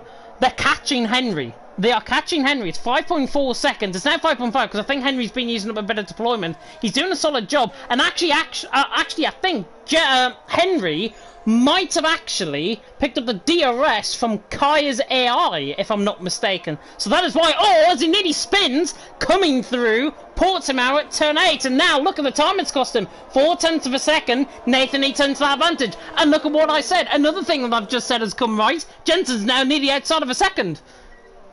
Yeah, and he used overtake as well in that middle sector, so Jensen's trying to hold on as Nathan seems like he's just cruising in the middle sector, but he uses up all overtake in that crucial place you would want to be defending, but he's using it too much. And again, look at him, he's using it all again on this main straight. I think just trying to get that second window, but even so, he's still going to desync on the straight massively as it cruises here. But the one thing that gives Nathan a little bit of advantage, Jensen has now used more than half his battery now. He's down to nearly 20%, now it's gone up to 30. So Nathan is trying to get that constant gap. I think it's slowly working. It is slowly working. Jensen, honestly, Zabo was now out of this, if I've got to be honest. That sort of soft compound tire, it was inspired, but he's been caught in no man's land, because Nathan and Jensen in a DRS train are pulling away from him nearly 5 tenths a lap, I would say. And Zero is only catching in the corners, and the corners outweigh the straight, but straight outweighs the corners in terms of the DRS, and that is why Zero's struggling. But Nathan, 4.3 seconds. We've pretty much now got a situation. Kai, by the way, is still in this race. He is controlling his own car. He's down there in 11th position. This could throw off Henry quite a lot. Henry has got to rely, I think, on Kaya to give him DRS. It's a bit like LOE, where Justas was a lap down, and he gave DRS and ERS to Nathan. Nathan won that race, albeit a little bit controversially in the eyes of the NSX boys. But Nathan won that race, and he was the best driver out on track. And second position, 4.1 seconds. Henry is ahead of Kaya, and as long as he stays ahead of him, Nathan's going to eat an advantage. If it swaps down and Kai gets ahead of Henry, gives him the DRS, Henry might then win this race. So there's a lot to plan out for this race. 10 laps to go. Henry leading the way, 4.1 seconds. But can he keep up the pace on 13-lap-old mediums? I'm not too sure. We have to find out when it comes to the last 5 laps or so. But I think Jensen is slowly losing Nathan a little bit because he's used a lot of his energy on that pit straight there. I think he's down to 15%. So they are pretty much going to be on equal battery probably the next 2 laps. So if that happens, it's going to be an advantage to Nathan because he is still pulling away in this middle sector alone. Just by 2 tenths, and he's nearly got him. Now a 10th now. Yeah, 9 tenths the gap, and Jensen is just hovering, as I say, around that second. And it's in these series of corners, coming through turn 13 into Sagres at 14, where Jensen uses up that little bit of overtake. But now, look, it's outside of a second, and Jensen, I don't think, is going to respond. Oh, he just dips within 9 tenths again. How lucky can one guy be to pick up DRS? He was literally on the brink of not getting DRS there, and Nathan just closing in the gap to Henry. And that's what I think this race is still going to be, as Lou was spun, I think. Yeah, Lou was spun. Yeah, he's spun. Oh, and he comes right in the way of Henry. That was so close. Good thing Ghostin was on. Some leagues disagree that Ghostin should be on. But for this situation, I think this is why it's on, because it just makes very unfortunate things to happen. But he's also placed to try in the Alpine. He hasn't really had a good race either. I mean, wasn't he 3rd or 4th in the championship? Yeah. Lee. So yeah, he has a race to get also. Teal's doing a really good job though in 9th place. He's having a little race on his own. He has got oh no, I thought he had someone for company, but no, he's literally in no man's land on his own. But I think the race is to watch, obviously for P1 near the end of the race, but I think the one to watch is probably 4th place with Bombastic chasing Baraka, maybe chasing Zero as well. Yeah, he is chasing. He hasn't eaten into the advantage, though. The mediums seem to work better than a set of soft compounded tyre around here. It was proven in LOE. It's been proven here, I think, as well. Bombastic cannot eat into that advantage at this stage in the race. It's 1.5 seconds. He has got a lot of deployment, but the deployment only gives him so far. Lou, by the way, is back through on Kaya. He has thrown he's into P10. And now look what this does. This creates what we saw in LOE. Nathan has now got DRS on the back of Lou, who is a lapped car. And it's actually Kaya, his teammate, that is the lapped car. Lou is just ahead of this. They're now ingrained in a lapped DRS train. And Nathan, this is going to help him. 2.8 seconds, 2.7 seconds. This gap is coming down. Nathan, once again, like Eustas and LOE, as actually Kai gets out the way, which I think is very respectful indeed. Nathan now has to rely on Lou to give him that DRS. If so, he could be outside of a second to Jensen, which would be great. If not, Nathan is maybe going to struggle to catch the back of Henry. There is a lot still on the line in this race. Henry has got no DRS at all. He has to fend for himself. Nathan has got DRS. He's right on the back of Lou, pretty much carrying him half-heartedly, coming through Sagres and then towards Gal. And Nathan's now going to pick up the DRS, and I'm not going to ride on board with that, because that is just PG-18 at its very finest. But now Nathan picks up that DRS. Jensen also picks up that DRS. But he cannot do anything about it. He cannot close in, because Nathan now picks up that DRS, eats into the advantage. And now Nathan is going to be the one that's not catching Henry. Yeah, and also, they're both out of energy, Jensen and Nathan. So I think Nathan... Oh! Jensen just... Kaya spun. Sorry, I thought Nathan spun there. It's Kaya. Yeah, Jensen's run out of deployment now as well, so I think that has not helped. Jensen wanted those lap guys out of the way, but now because of that, he has to use more energy just to stay with Nathan. But now they're pretty much out of battery now. Nathan could just walk away from Jensen and to catch Henry, which is not ideal for Jensen as we see yellow flags. Harmon's overtaken Kaya. Yeah, I think that was just a lap car getting out of the way, but now the gap is 2 seconds now. Coming up like 6 laps remaining, I believe, and he is in range. Nathan's catching Henry about 4 or 5 tenths a lap. Now, if my calculations are right, Nathan and Henry are going to be beside each other final lap of the race. Nathan has now got the pace. He's got 4 lap fresher tyres compared to Henry. Henry's done a solid job out in front. It's pretty much now the tortoise meets the hare, and the hare might end up coming out on top, and this is Nathan in this case. Henry acting like a tortoise. He's definitely not a tortoise out on track. He's done a phenomenal job. Nathan, however, 1.8 seconds off. There is a yellow flag in Sector 3. I think that's Kaya again who was off. Hamalainen might get an overtake done soon, but Henry leading the way. 1.6 seconds is the gap. If Nathan keeps catching at the rate he is, this is going to be final lap of the race. Yeah, it could be. I think Jensen's doing a really good job at the minute. He's around on Nathan, and you can see Henry sets up the road. So I think this is just his game plan, really. I think he's trying to get P2, which is more likely to happen. But this is for the race win. I don't know. It's very rarely that I saw Henry leading. I don't know if he's going to defend this for his life. But the tyres, I hope he's still got the tyres to actually still compete.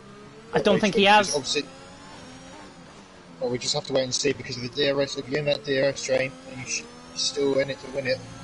But yeah, we'll just have to wait and see. But third place, if he does finish third, celebrate himself. Do you know what I said about Nathan possibly getting them final lap of the race? It's not on. Nathan's now within a second of Henry. It's probably going to be on the next pit straight. Yeah.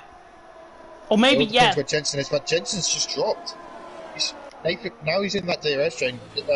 Nathan's just dropped Jason. He's getting off He's getting off putted by Lou, I think. Lou's behind him. He's in the points, Lou, as well. He's down there in 10th position, but he's getting off putted by him, and it's so off-putting to get a ghost car either behind you or in front of you. It's so off-putting from a driver's perspective. Macho, by the way, side by side with Bono now running down in towards turn 1, and it is a beautiful day for Macho as he's now through and he's into 7th position. Bono pun not affected there whatsoever. Bono now down into P8. Macho up into P7. Henry though leading the way. Nathan in second. Jensen now clear of Lou. Can he bridge that gap in? 1.4 seconds. He's got less ERS by 15% to Nathan. Nathan doing a solid job. He's now saving up that ERS. Will Nathan attack this lap around, or does he wait final 2 laps like he did in LOE? Possibly. If you're in the morning, Nathan, what would you do? I mean, Jensen's not even in range, so he's got to afford to wait an extra lap or 2. But he's using an overtake. He's going to definitely use it now. But Henry's not defending, though. This is job done. Nathan's going to sail past him down the inside line and towards Primera, and on lap 30 out of 33 the lead changes. Henry has done such a phenomenal job. He's actually trying to fight back, coming through turn 2 and turn 3. Nathan leads the way. Henry in second. Henry's now going to rely on those tyres to come back into a second win sort of phase, and he's got to keep on to the back of Nathan to outdo Jensen in terms of his tyres as well. Baraka, by the way, is catching 0 as well, 4th and 5th position. I think Baraka might get a 3-second penalty removed if he can prove it within the steward's office. Nathan though doing a phenomenal job. Henry in second. Jensen though, because Henry's stuck in a bit of a rock now with Nathan in front of him, Henry's going to be the one that's now going to lose the time, and Jensen could yet come back into this to make it a 3-way fight for the lead. Maybe, but Nathan's not really getting away though. But you see, sorry, I just lost my tone a bit when I saw Henry going sideways out the corner, but he managed to hold on well. But I think probably Nathan's going to let him drag Henry along. I'm not too sure because of the DRS is so powerful, but yeah, Henry's not dropping off of Nathan, so I don't know if this is just key from Nathan's point of view or it's just his pure pace. He's got on his tyres, Henry. But yeah, Jensen is just outside the second, so he's not going to get in this lap. Purple last sector though from Jensen with no ERS. Yeah, he used up all of his deployment in that final sector, and Jensen honestly was nearly a second behind him. So it could have been easily within DRS range. I think if Nathan holds him up enough... Oh, it's actually Nathan gets a kick of oversteer coming out of turn 3. Henry's right there. Henry is there. 44% of ERS he has got. Nathan's got 11%. Henry is in a really favourable position now to try and win this race, but he's got to try and keep up on natural pace, and that is hard to do around this track. Jensen in 3rd position, 1.1 seconds. He's redone his U-turn, by the way. He's not leaving league racing at the end of the season. Jensen now is only a second off Henry, and now may battle commence. 3-way battle for the lead almost. Yeah, I think Henry might have enough if he hangs on to Nathan's back end with the battery he's got. He might still hang on for P2 here with 2 laps to go after this one. But will be compromised at the back straight? Would Nathan be a sitting duck because it's still got 20, less than 20 to... Jensen's in DRS. Jensen's in DRS this time around. He's within a second, and he has got DRS this time around. So now a 3-way DRS strain. This is going to favour Jensen more than Henry, but Jensen is derating down the straight, and that is why he is struggling. Nathan leads, 2 laps to go. Henry in second, Jensen in third. There's no safety cars or VSCs, by the way, this race. Zabel's into the pit lane. He's got a puncture. Zabel's got a puncture, a left front puncture into the pit lane. So Zabel has now lost 4th position. Baraka is through and he's into 4th. Bombastic is into 5th. 16 laps on a set of soft compound tyres does not do you in. Zabel picks up a puncture, and his bad luck continues. Yeah, I don't think he should be a happy man in the stewards after the race. I think he deserved more. He just wrong tyres, wrong time, to be honest. The weather didn't play in his favour. But we go to the top 3 as Henry is still a master of the energy saving. I think he's got this in the bag. P2 at least. I think so. I don't know. Baraka has now spun. Baraka has spun. I thought he's just spun. I thought he had a puncture. He doesn't. Nathan leads the way. Henry in second. Final lap to go. Coming through Galb. Henry's got to use up this DRS now. He's got to use up the ERS now, and he hasn't. Yeah, and that is going to cruise. That's the cost him. That has cost him completely. Nathan's won this race. Yeah, he's won this now. I don't know why he didn't use it. Nathan hasn't got any ERS left. But now I think he's saved, unless he's going to use it in the next one. But there's not enough. He has to. Yeah, he has to. He has to be this close. He's in a good position for it, but too much of a tight line, and Nathan's got the better exit. I think Nathan's got this. Look at the speed, though. Look at the closing speed of Henry. Is he going to try and launch one from that far back? No. Nathan leads the way. Henry in second. Jensen in third position. This race is coming to an absolute crescendo here in the Algarve. We always get a good race when I commentate around here in Portimao. Nathan leading the way. Has done it the hard way. He could be on, possibly, for the Grand Slam. Obviously, fastest lap, I think, has gone out the window. But in terms of him, he's done such a good job. Henry probably going to be my driver of the day, however, because he's dominated this race, taken away from him in the last couple of laps. Nathan now coming through turn 13, in towards Sagres now of the right-hander at turn 14, and Nathan is just 2 corners away from making a back-to-back double LOE F1 win around here, beating Montana, and now he deploys that ERS to good effect out of the final corner at Galp, and Nathan runs to the line, and he's going to pick up a 2nd win of the season. Relentless Nathan wins from Henry in 2nd, Jensen in 3rd, and the top 3 are covered by a 2nd, dead on across the line. Hamalainen has retired coming through the final corner, so he's not going to pick up any points. Bombastic is under pressure from Baraka coming through the final corner. Baraka could yet get him, you know. Bombastic under pressure from Baraka. I think Bombastic's going to hang on, given how long this straight is. Bombastic comes across the line to finish in 4th. Baraka in 5th. I think Macho's going to stay there in 6th, and he does because of the penalties. Bono is going to come across the line to finish in 6th in the end. He didn't have any penalties, so good stuff from the Dutchman. Macho in 7th, 0 across the line to finish in 8th position. He bangs in the fastest lap of the race while at it as well, 17.2, so he will pick up that extra point.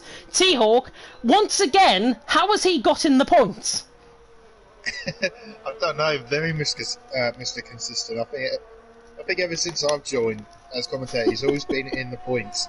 So I could be his little lucky charm if we send him off later in the season. But yeah, fantastic drive from him. Quite quiet race from him. But a good race nonetheless. Really good race, I've got to be honest, around here at Portsmouth. Drive of the day awarded by the in-game fans. Bombastic. I'm going to have to disagree with that, I'm sorry. I think Henry deserves the driver of the day here tonight. Absolutely drove a sensational race. That stint underneath that, underneath on the set of inters, putting on that set of mediums early, he knew what was going to happen later on in the race, and that forward thinking put him in that position for a possible race win. So I think Henry, from my perspective, certainly gets driver of the day. I totally agree. I mean, in my point of view, I couldn't see him. Because there was such a bunch of cars in that stack of behind Martin at the time, and he just came out of nowhere and nearly won this race. Possibly could have won this race as well, but yeah, but fantastic from him, and I totally agree. He is also my driver of the day. He is going to be driver of the day. Nathan, however, two-stop strategy works around here, apparently. Nathan out on top. Henry made a one-stop work, and he finished 5/10 off the back of Nathan. In the end, a phenomenal drive from the Brit, and it's an all-Brit affair. Nathan, Henry and Jensen, first, second and third. We Brits like to rule in Portugal. I can tell you that now. Bombastic in fourth, Baraka finishing in fifth. How on earth he finished fifth after his race? I do not know. Bono in sixth, Macho in seventh, Zabel with the fastest lap point in eighth, so that'll give him some comfort at least from what could have been a possible P4. T-Hawk in ninth, Lou in the end, he's ill, bless him, and he finishes in the points in 10th. Good stuff. Harmon as well in 11th. He said in the comments section he shouldn't have rage quitted. Totally fine. He still finishes the race in 11th. Hammerline in 12th. Kai at Dynastics, Yona, Kazizel, Martin rounding off the 17 guys. Many of them DNF'd out of the race. What a race that was in Portugal. Michael has already gone, I'm sure, to join the FRL interviews chat, and I am going to transition myself there right now. Hopefully I have been given an invite to it. If I haven't, then I hope one is being winged my way at the stage, and I have. So Jensen has invited us, and I'm going to join that party, which is why you can probably see the blue screen of death, as you can probably see now on your screen. And now F2, by the way, is also live if you are wondering and wanting to tune in. FRL F2 is still live. Quite a few issues happening there in FRL F2, I believe, but they are still going around, even with 10 drivers. Worse finishing record, I think, than us here in F1 tonight. But I have managed to work my way somehow into the FRL interviews party. Hopefully Nathan will be able to join, because I do want to interview him about his race, but hopefully Henry will be able to join as well. I know Jensen's already here as well. But Michael, just to recap on that race, Henry drove such a solid race. Nathan and Jensen had their work cut out. Nathan especially so, I think. Both had their work cut out. But what a phenomenal ending to that race, and 3 drivers separated by a second is pretty much what everybody wants.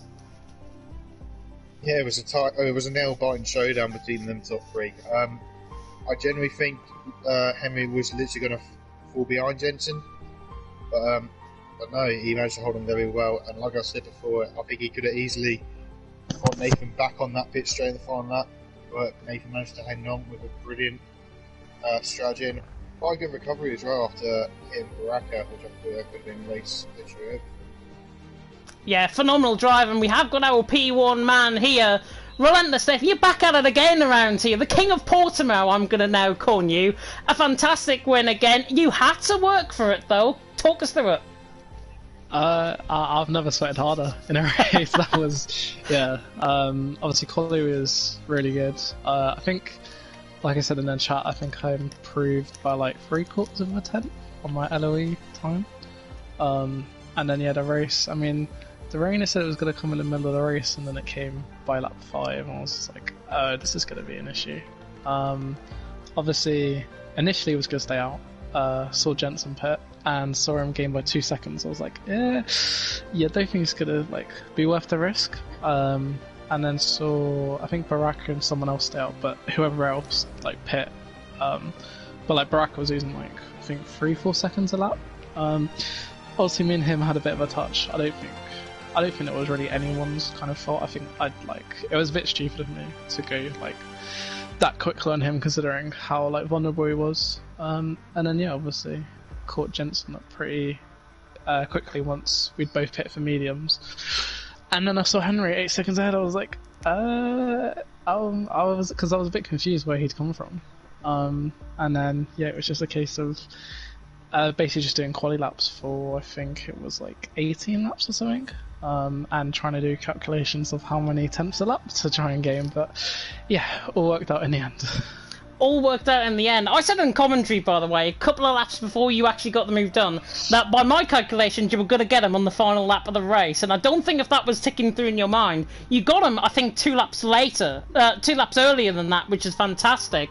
But obviously, a great race from your perspective. P1, you must be absolutely thrilled, given that you've, of course, backed up the win from LOE as well. Yeah, obviously, I mean, Portimao, I'll still stand there. It's the best track in this game to drive, and actually I think to race, because there's so many opportunities. But yeah, obviously happy to get, well, the pole and the win. I think pole, I was feeling quite comfortable in quali. But obviously the race, I mean, Jensen and Macho, I mean, I know freaking Macho and Jensen, to be fair, both rapid around Portugal. And then with the rain, I mean, it kind of felt like a Russia with Lando and Lewis when they caught Baraka. And then, obviously, yeah. But, yeah, happy to get the win. Happy to get the win indeed. Michael, I'm going to come across to you. Any questions? Yeah, obviously we were on board here, especially when you drag along Jensen. When you got past Jensen, do you think you probably would have you thought you pushed a little bit too early with your overtake, because you were de-singing a lot on the straight, and I thought at one point you weren't going to win it because the gap was still the same, but with Henry's tyres going up, you're closing up. Do you think you pushed a little bit too early, or was it just exactly how you planned it? What, if like my ARS and that? Yeah. Yeah, that was one thing that I was kind of like a bit concerned about, but at the same time I knew Henry, I think he pitted on lap 11, I think. And so, I mean, fresh tyres around Portsmouth, like, very good. I mean, I had, I think, one lap older than Jensen, and like he was like clinging onto the back. I mean, the plan was to try and drop Jensen out of the DRS straight away, but obviously, I mean, he's just a speedy guy. We couldn't drop him, so yeah, I was like, okay. I mean, as long as I kept them like 7-8 times behind, like, I knew it was just full focus on Henry, and obviously I think it was lap 22, I think the gap was like 4.5 seconds. I was like, okay, I've still got to gain 4 times a lap, and then there was like 2 laps. I mean, I had deja vu from LOE with the ghost cars. I was like, oh no, not this again. And obviously that kind of helped a little bit, because I think those 2 consecutive laps gained like a second and 8 tenths, which obviously helped. But yeah, I mean, obviously the pass on Henry, it was like just kind of get a little bit of ARS and then kind of use it all. I don't think he used when the overtake happened. And then, I mean, in the back of my head I was like, I mean, if I keep, because I knew Henry was gonna, like, he was either gonna fall off or he was gonna still challenge, and obviously I knew Jensen had fresher tyres, so I was kind of like, I mean, if I keep Henry in my DRS and just make sure I'm 6 tenths ahead coming onto the pit straight, I'm fine. So yeah, I think it was just a case of once past him, just kind of see out the last 5 or 4 laps, however many it was. Yeah, I thought you were, because when you got past Henry, you weren't really pulling away from him. So I think that was your game plan of just keeping Henry in second place, so Jensen would get anywhere close to you. To be fair, like even on those, well, like once I'd gone past, I mean, Henry like didn't drop off at all, which is surprising considering how quick we caught him. Well, how much, like from lap 25 onwards, that he was like a lot slower. And then yeah, once we got past, I mean, he just didn't drop off at all, which I was surprised about, because I thought it'd be a case where it'd be like 9 tenths and I'd just have to like lift off like the slightest bit coming out the final braking zone. But he was like within 5-6 tenths every lap, so it was actually it actually worked out pretty well in general. Yeah, surprisingly it worked well since the collision with Baraka. I mean, when that collision happened, did you feel like you lost the race win? I think if I had done a full 360, yes. I was quite lucky to kind of just almost just drift around the corner, and then I don't know how Jensen felt, but I think he got a bit scared when trying to get past me and Baraka, because I don't know, was Baraka sideways at all, or did he just not like get affected by it? I think he spun. Just went wide. He got forced wide pretty much. Yeah. It was a weird contact, like, I don't know. I think it was just like the kind of contact was just a bit weird. I literally just swooped up the inside and took them both. So. Yeah, I was hoping I was going to ghost because I didn't want both of us to get damage. I mean, I was lucky to not get damaged, to be fair. But yeah, I mean, obviously it just made the race a bit more interesting. It certainly was very interesting, and obviously another win to your collection in FRL. Yeah, you're on a really good run at the minute in the last few races. I mean, obviously you didn't do well last week, but you certainly have the pace to win that race also. Do you think there's like a 10 or like 40% chance you might come into the mix? I mean, until there's not a mathematical chance, then I'm gonna always look for it. But I think the gap's like 90 odd points, so, or even 100 actually, I'm not too sure. So it's gonna take some interesting things to happen, but yeah, I mean, until it's not mathematically possible, I mean, that's always the aim. After Well, race by race, really. But yeah. Is it 97? Okay. Yeah. After this today. I mean, second half of the season, we'll see. Well, best of luck, especially for next week with Monza. I like to say the Festival of Speed, the Speed Freaks. Do you think you can repeat your race victory there? How do you think you're going to do it? I think next week's going to be a lot tougher, and I think it's going to be a lot closer. But I think I'm looking maybe I think just the rest of the race, just look to aim for a top 5, and then whatever else happens. But yeah, I think there's a few that will obviously look for podiums and race wins, and then the rest of the season I think just consistent top 5s, and hope that people like Jensen and Baraka do have issues, and then just pick up pieces where people follow. But yeah, obviously just look at one race at a time. Well done, enjoy your victory, and hopefully your luck can continue. Cheers, thank you both for comms. Very welcome indeed. And Jav, by the way, says that apparently he loves you, so that's nice. Love you too, Jav. Jav's getting a lot of shout-outs tonight. Very interesting. Go and enjoy your evening though, Nathan. Cheers, you too. Oh, and we'll move on now to the man, of course, who finished in P3. It was Jensen, and Jensen, for so long in that race, you could have ended up winning that, and even in the final couple of laps as well, a second covering in the top 3. Did you feel at any chance that you might have had the win in that race? If it rained for a bit longer, maybe, but yeah, it was quite a weird one because I expected it to be a little bit later, but it came quite early, and it stayed out for a fair amount of time, so I thought I was made the right call, but of course you saw Henry absolutely nailed the strategy, and he managed to come out on top there, and of course the 8-second gap. But yeah, it was a decent. I just kept with Nathan pretty much most of the first stint, and then of course we go to the inters. He had his moment with Baraka, swooped through, maybe one lap a bit too late to pit.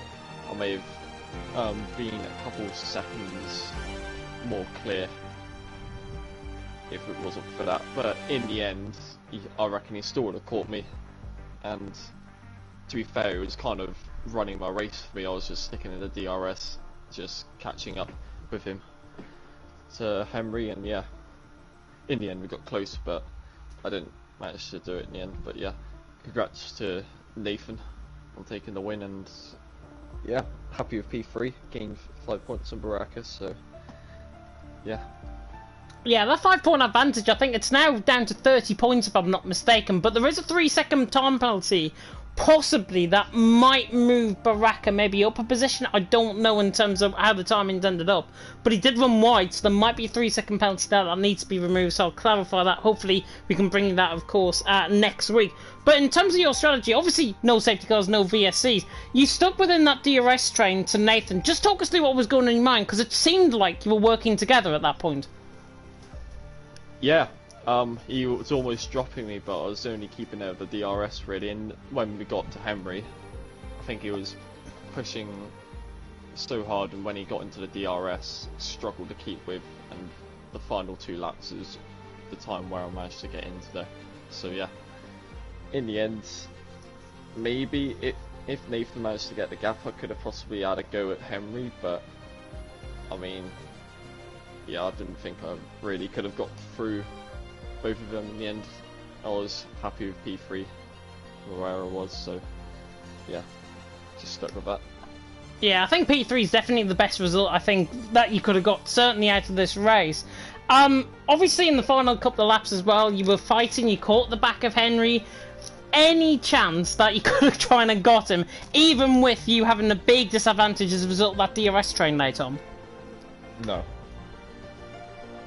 That answers that then. Michael, I'll come across to you. Any questions? You pretty much asked the question that I was going to ask. about the last few laps. But when Nathan got past you, was it all just about just hanging on, just catch up to Henry? Because obviously your rival Baraka just didn't have a good race at all. He was down the order. So was it just more of just getting more points on him, or was it still the victory?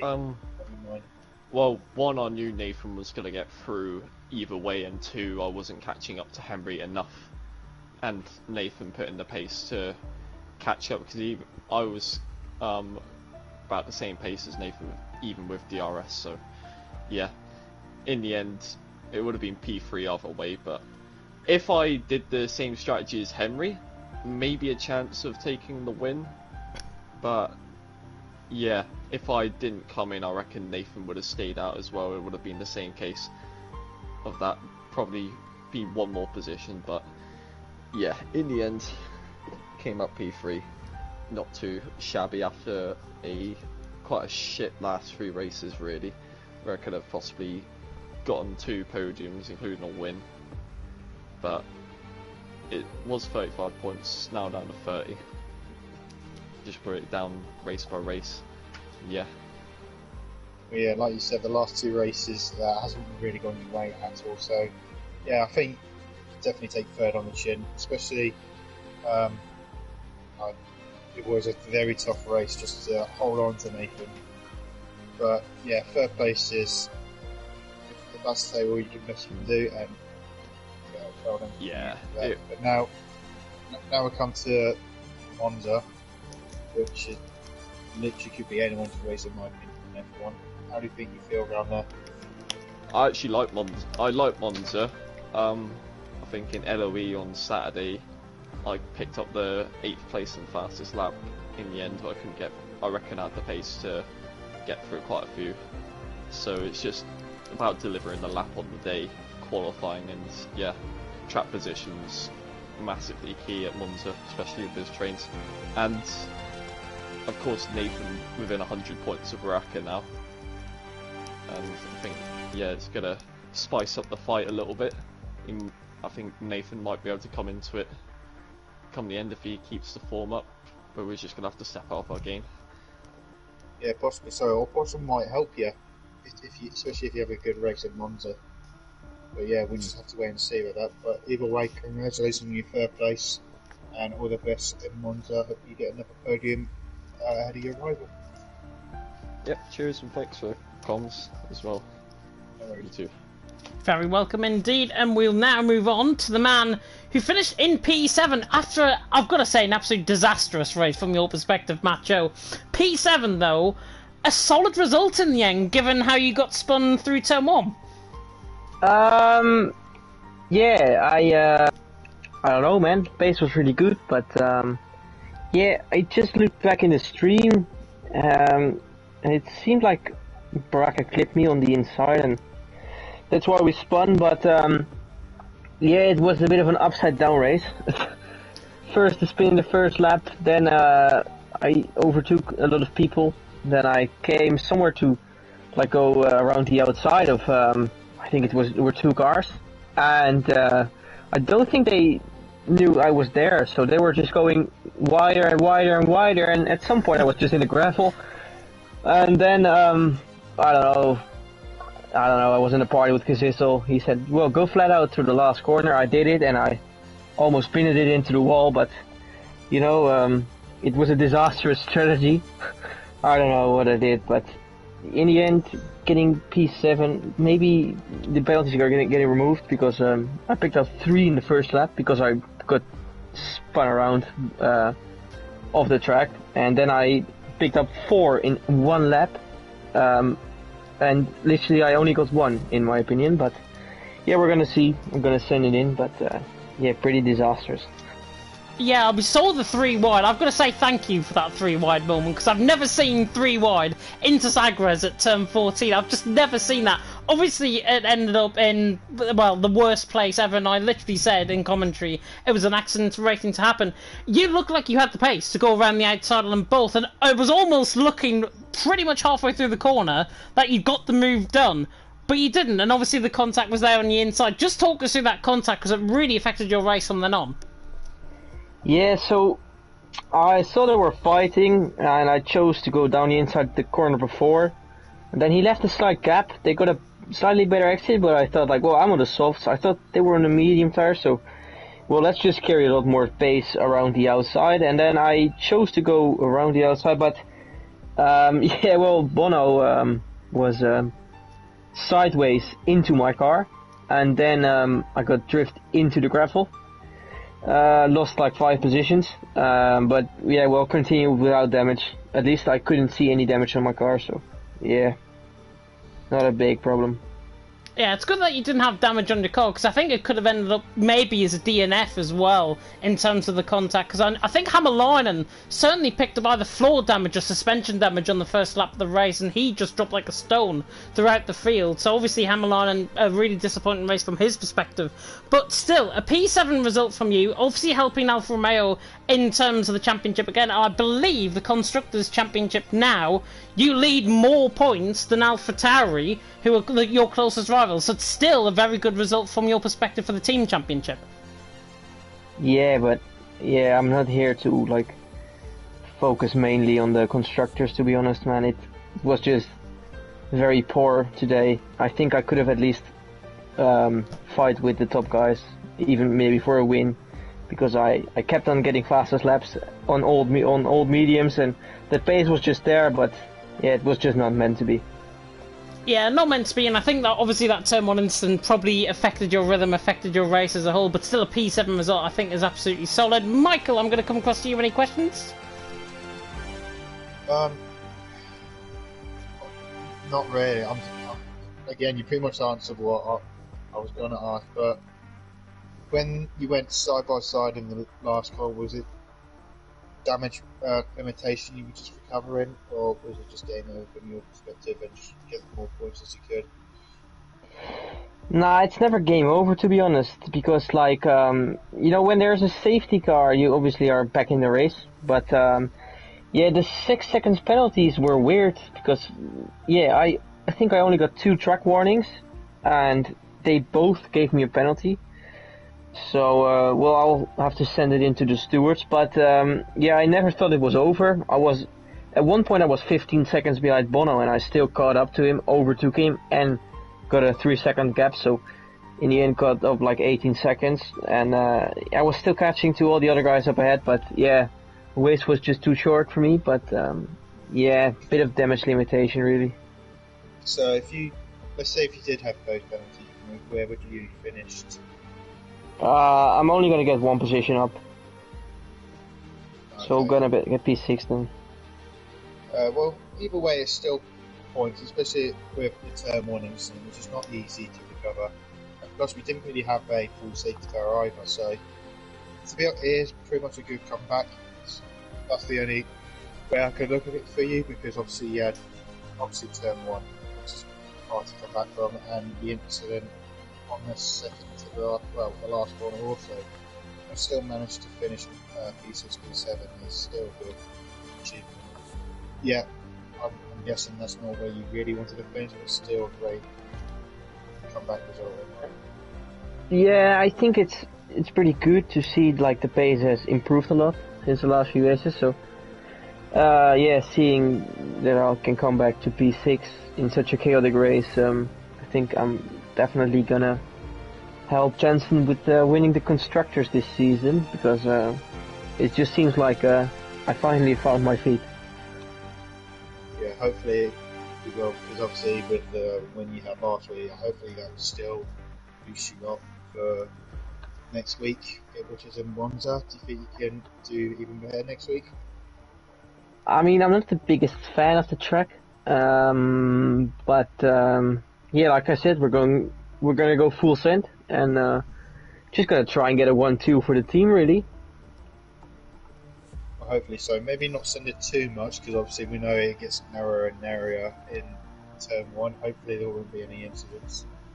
But yeah, hopefully with slipstream help, hopefully there will be a 1-2 for your team. And I wish you all the best of luck for that. Thank you very much, and thanks for commentating, guys. No worries, thank you. Very welcome indeed. And now we will move on. I need to get the PSN party because I need to see who's actually in here.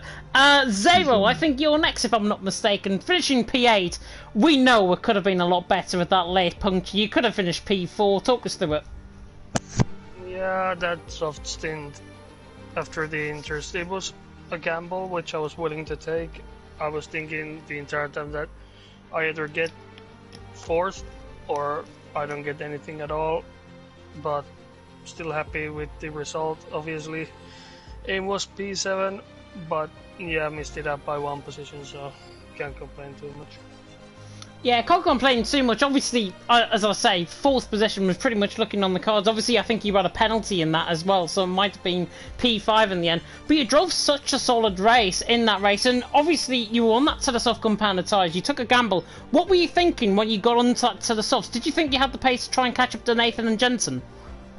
Yeah, I was thinking that if I'm catching them up in the next few laps, then I might as well go for it, but if the gap stays the same, then it's just matter of trying to keep those tires alive until the end. They almost made it, which kind of surprised me a bit that they went that long.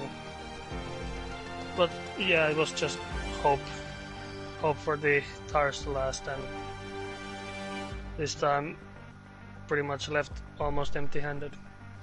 Yeah, I think around a track like this, to be honest, the mediums certainly come online a lot better than the set of soft compounded tyres, and they're probably the tyre that are most favourable for the drivers. And we saw a lot of drivers, including Henry and including the top guys, will go on to that set of medium compounded tyres. And I think, honestly, you were commended for that strategy, nearly making it to the end on that set of soft compounded tyre. But as I say, P7 could be P7 if you decide to put in that penalty rebuke. But P8 still a very solid result, and probably one of your better drivers of the season as well. Yeah, pretty much finishing where I started, so it pretty much came a full circle in the race. Enjoyed it a lot, enjoyed driving around Portimao, but in my opinion it's still not one of the best tracks to race on, just because the nature of some of the corners that you pretty much, there's a one line through them and there's not that many chances to overtake. Yeah, there definitely is, and it's one of my favourite tracks to commentate on. You'll probably hear how excited I got towards the end of the race in all of that. Michael, I'm going to come across to you. Any questions? Yeah, obviously you took the gamble on the soft, which it was a very big stretch. I even said when you made the pit stop. So, obviously, I think, was it Jensen ahead of you? Yep. By a couple of seconds.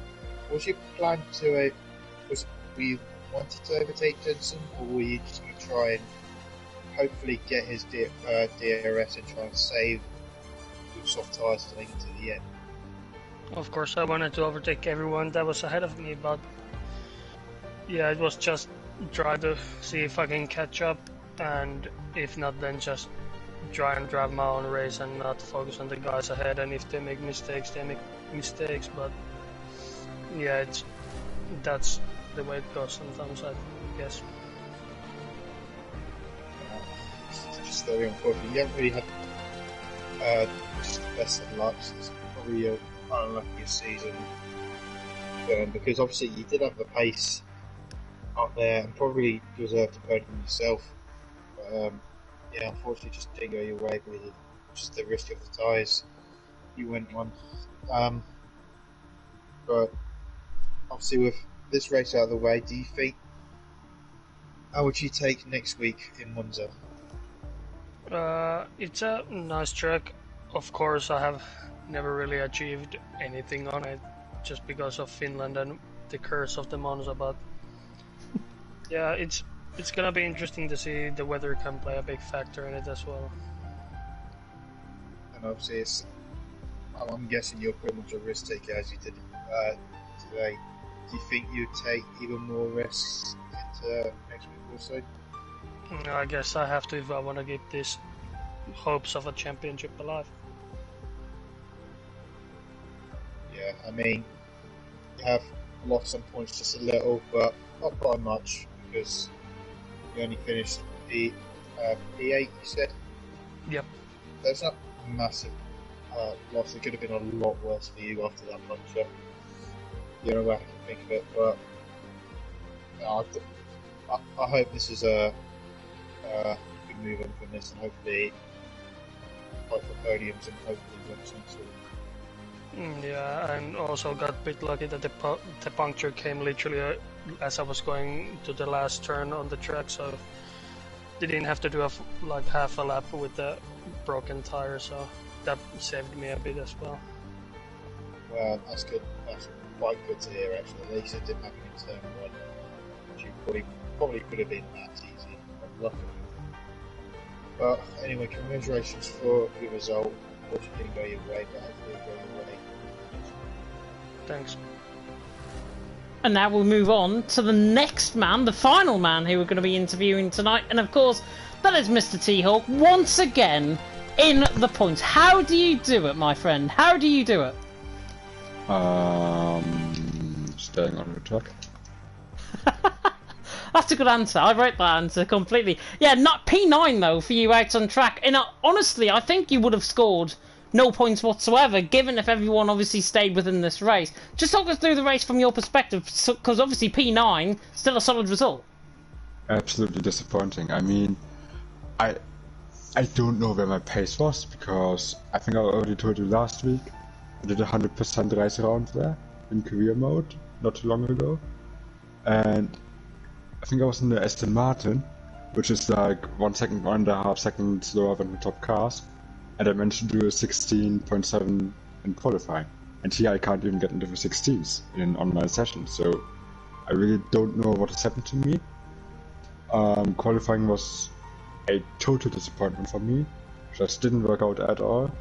The race, I didn't expect the rain to come that early, because on the on the screen before the race it said that the rain is going to kick in around the halfway point and not after 3 laps. So I was actually hoping that maybe the soft runners would have to pit for slicks and then pit again for inters, and that way us medium runners could get circled to the front, or maybe I could just stay out during the rain and make it last. But yeah, that didn't happen. It started to rain after like 3 laps, and at some point, I think it was lap 8, I just had so much understeer in the wet that I had to pit. I think almost everybody pitted except for Henry. But yeah, from that point onwards, I was just trying to not lose too many positions, because I knew that on pure pace I probably wasn't a match to any of the guys. Yeah, I think still, though, to be honest, with how the race panned out, certainly a lot of DNFs, I think, work in your favour from other drivers, obviously getting up caught with collisions, retiring in the pit lane, which obviously they were allowed to do. There was a few reset tracks in there as well, which I'm sure the stewards will obviously have a look in at. But still, a P9 result from your perspective, still a solid point score. Yes, it's only 2 points, but still, a point score is a point score. Yeah, but still, it could have been a lot more.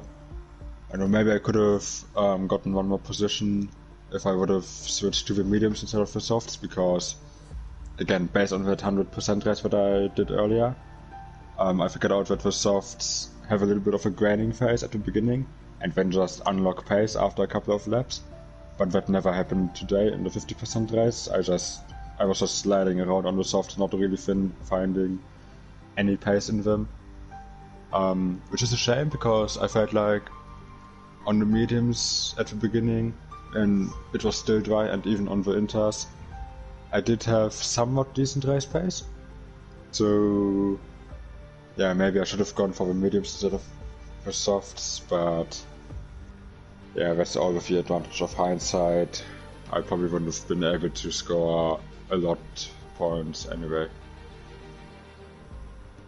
Yeah, definitely, and obviously it's still, as I say, a point score, and I think 9th position certainly will go up there. It's probably one of your most undeserved point scores, I would say. Oh, am I allowed to say that? I did not deserve any points, but then again, I guess seemingly it is already some kind of art to just keep it on the track, so at least in that regard I was better than some others.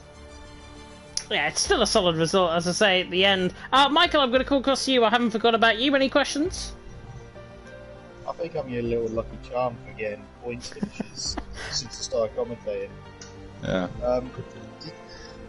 Obviously, I don't really got much to say because on my point of view, you were really quiet in that race. I mean, I did see you try to make a very dramatic move to turn one at the beginning of the race. But apart That from was that, totally not me missing my braking point. I didn't see that. I don't know. But yeah, from my point of view, was it just a quiet race for you after the first bunch of pit stops after the rain? Yeah, it was very quiet, very depressing. I did have some hopes of maybe having a nice little battle with Macho, because I saw that in the rain I could actually keep up with him despite him using ABS, which usually should favor you in the rain. But yeah, then I made that mistake with picking the softs, and he was just way faster on the mediums, and from there on it was basically just a task of, well, just keeping it on track, not falling asleep, just finishing the race. Yeah, I mean, at least points is points at the end of the day, but yeah, I think, should you have done more in that race, or was it the best you could just be done? I'm not sure. I mean, if I would have known that it would start raining so early, maybe I could have started on the softs, tried to make some positions at the start. I said maybe I shouldn't have pitted for the softs at the end, but that's just a lot of what and ifs, and you know, that's nothing that I could have known in the moment. So yeah, I think P9 was probably the best I could have achieved today. Yeah, well, at least, like I said, at least you got some points for yourself, and you're continuing to do that, which is a very good job for yourself. Now we're coming up to next week in Monza. Do you think it favours you in that track? I mean, I love the track, although I don't know if I've ever had a single league race around where anything went my way. I think I had damage in every single race that I did around there. I quite like it, although I don't think that it's gonna be easy to make up positions in that race, because sure, we do have those long straights and heavy braking zones, but I think we just have a lot of DRS trains, and when you're like the second or third car in that train, you can't really move forward. If you're the lead car in that train, you can't pull away and close up to the group ahead of you, so I think qualifying would be very important. I think the teams that have two full-time drivers will be at an advantage, because they can probably give each other a slipstream, which should equal, I guess, around half a second around the track in qualifying performance. So yeah, I guess it's gonna be difficult for me, but still anything can happen, and I just have to try to be consistent as always and make smart moves, and then I should be able to score some more points. Well, wish you all the best of luck, and still get points for yourself in Monza, and yeah, I just wish you all the very best and get some good points. Cheers. Thanks for commentating. Always. You are very welcome indeed, and that is the end for tonight here for the FRL stream. We've waffled on about 40 minutes in terms of the interviews, so that is fantastic going, I think, from everyone. Well done, everyone. And of course, as Michael has alluded to, we are at the Temple of Speed in Monza next week. I was going to say Austria. I don't know why I was going to say Austria, not because it's on my screen whatsoever. It is Monza, of course, next week. F3 and F4 are live, 7 PM UK time. F1 and F2 also live on Tuesdays at 7 PM UK time, as well, of course, F3 and F4 on Mondays. Michael, just to confirm, driver of the day is? Henry. Gotta be. It is Henry from my perspective as well. Drove a solid race. Certainly a driver of the day. A very unlikely driver of the day as well. Such a solid race. Probably his best driver of the season by an absolute mile. That is that. We are done for tonight. Really hope you've enjoyed it. If you did, like, comment, subscribe. Tick that notification bell, of course, if you are new to the FRL channel. And we will see you again next week at the Temple of Speed in Monza. For myself and Michael, thank you so much for watching. And until next time, goodbye.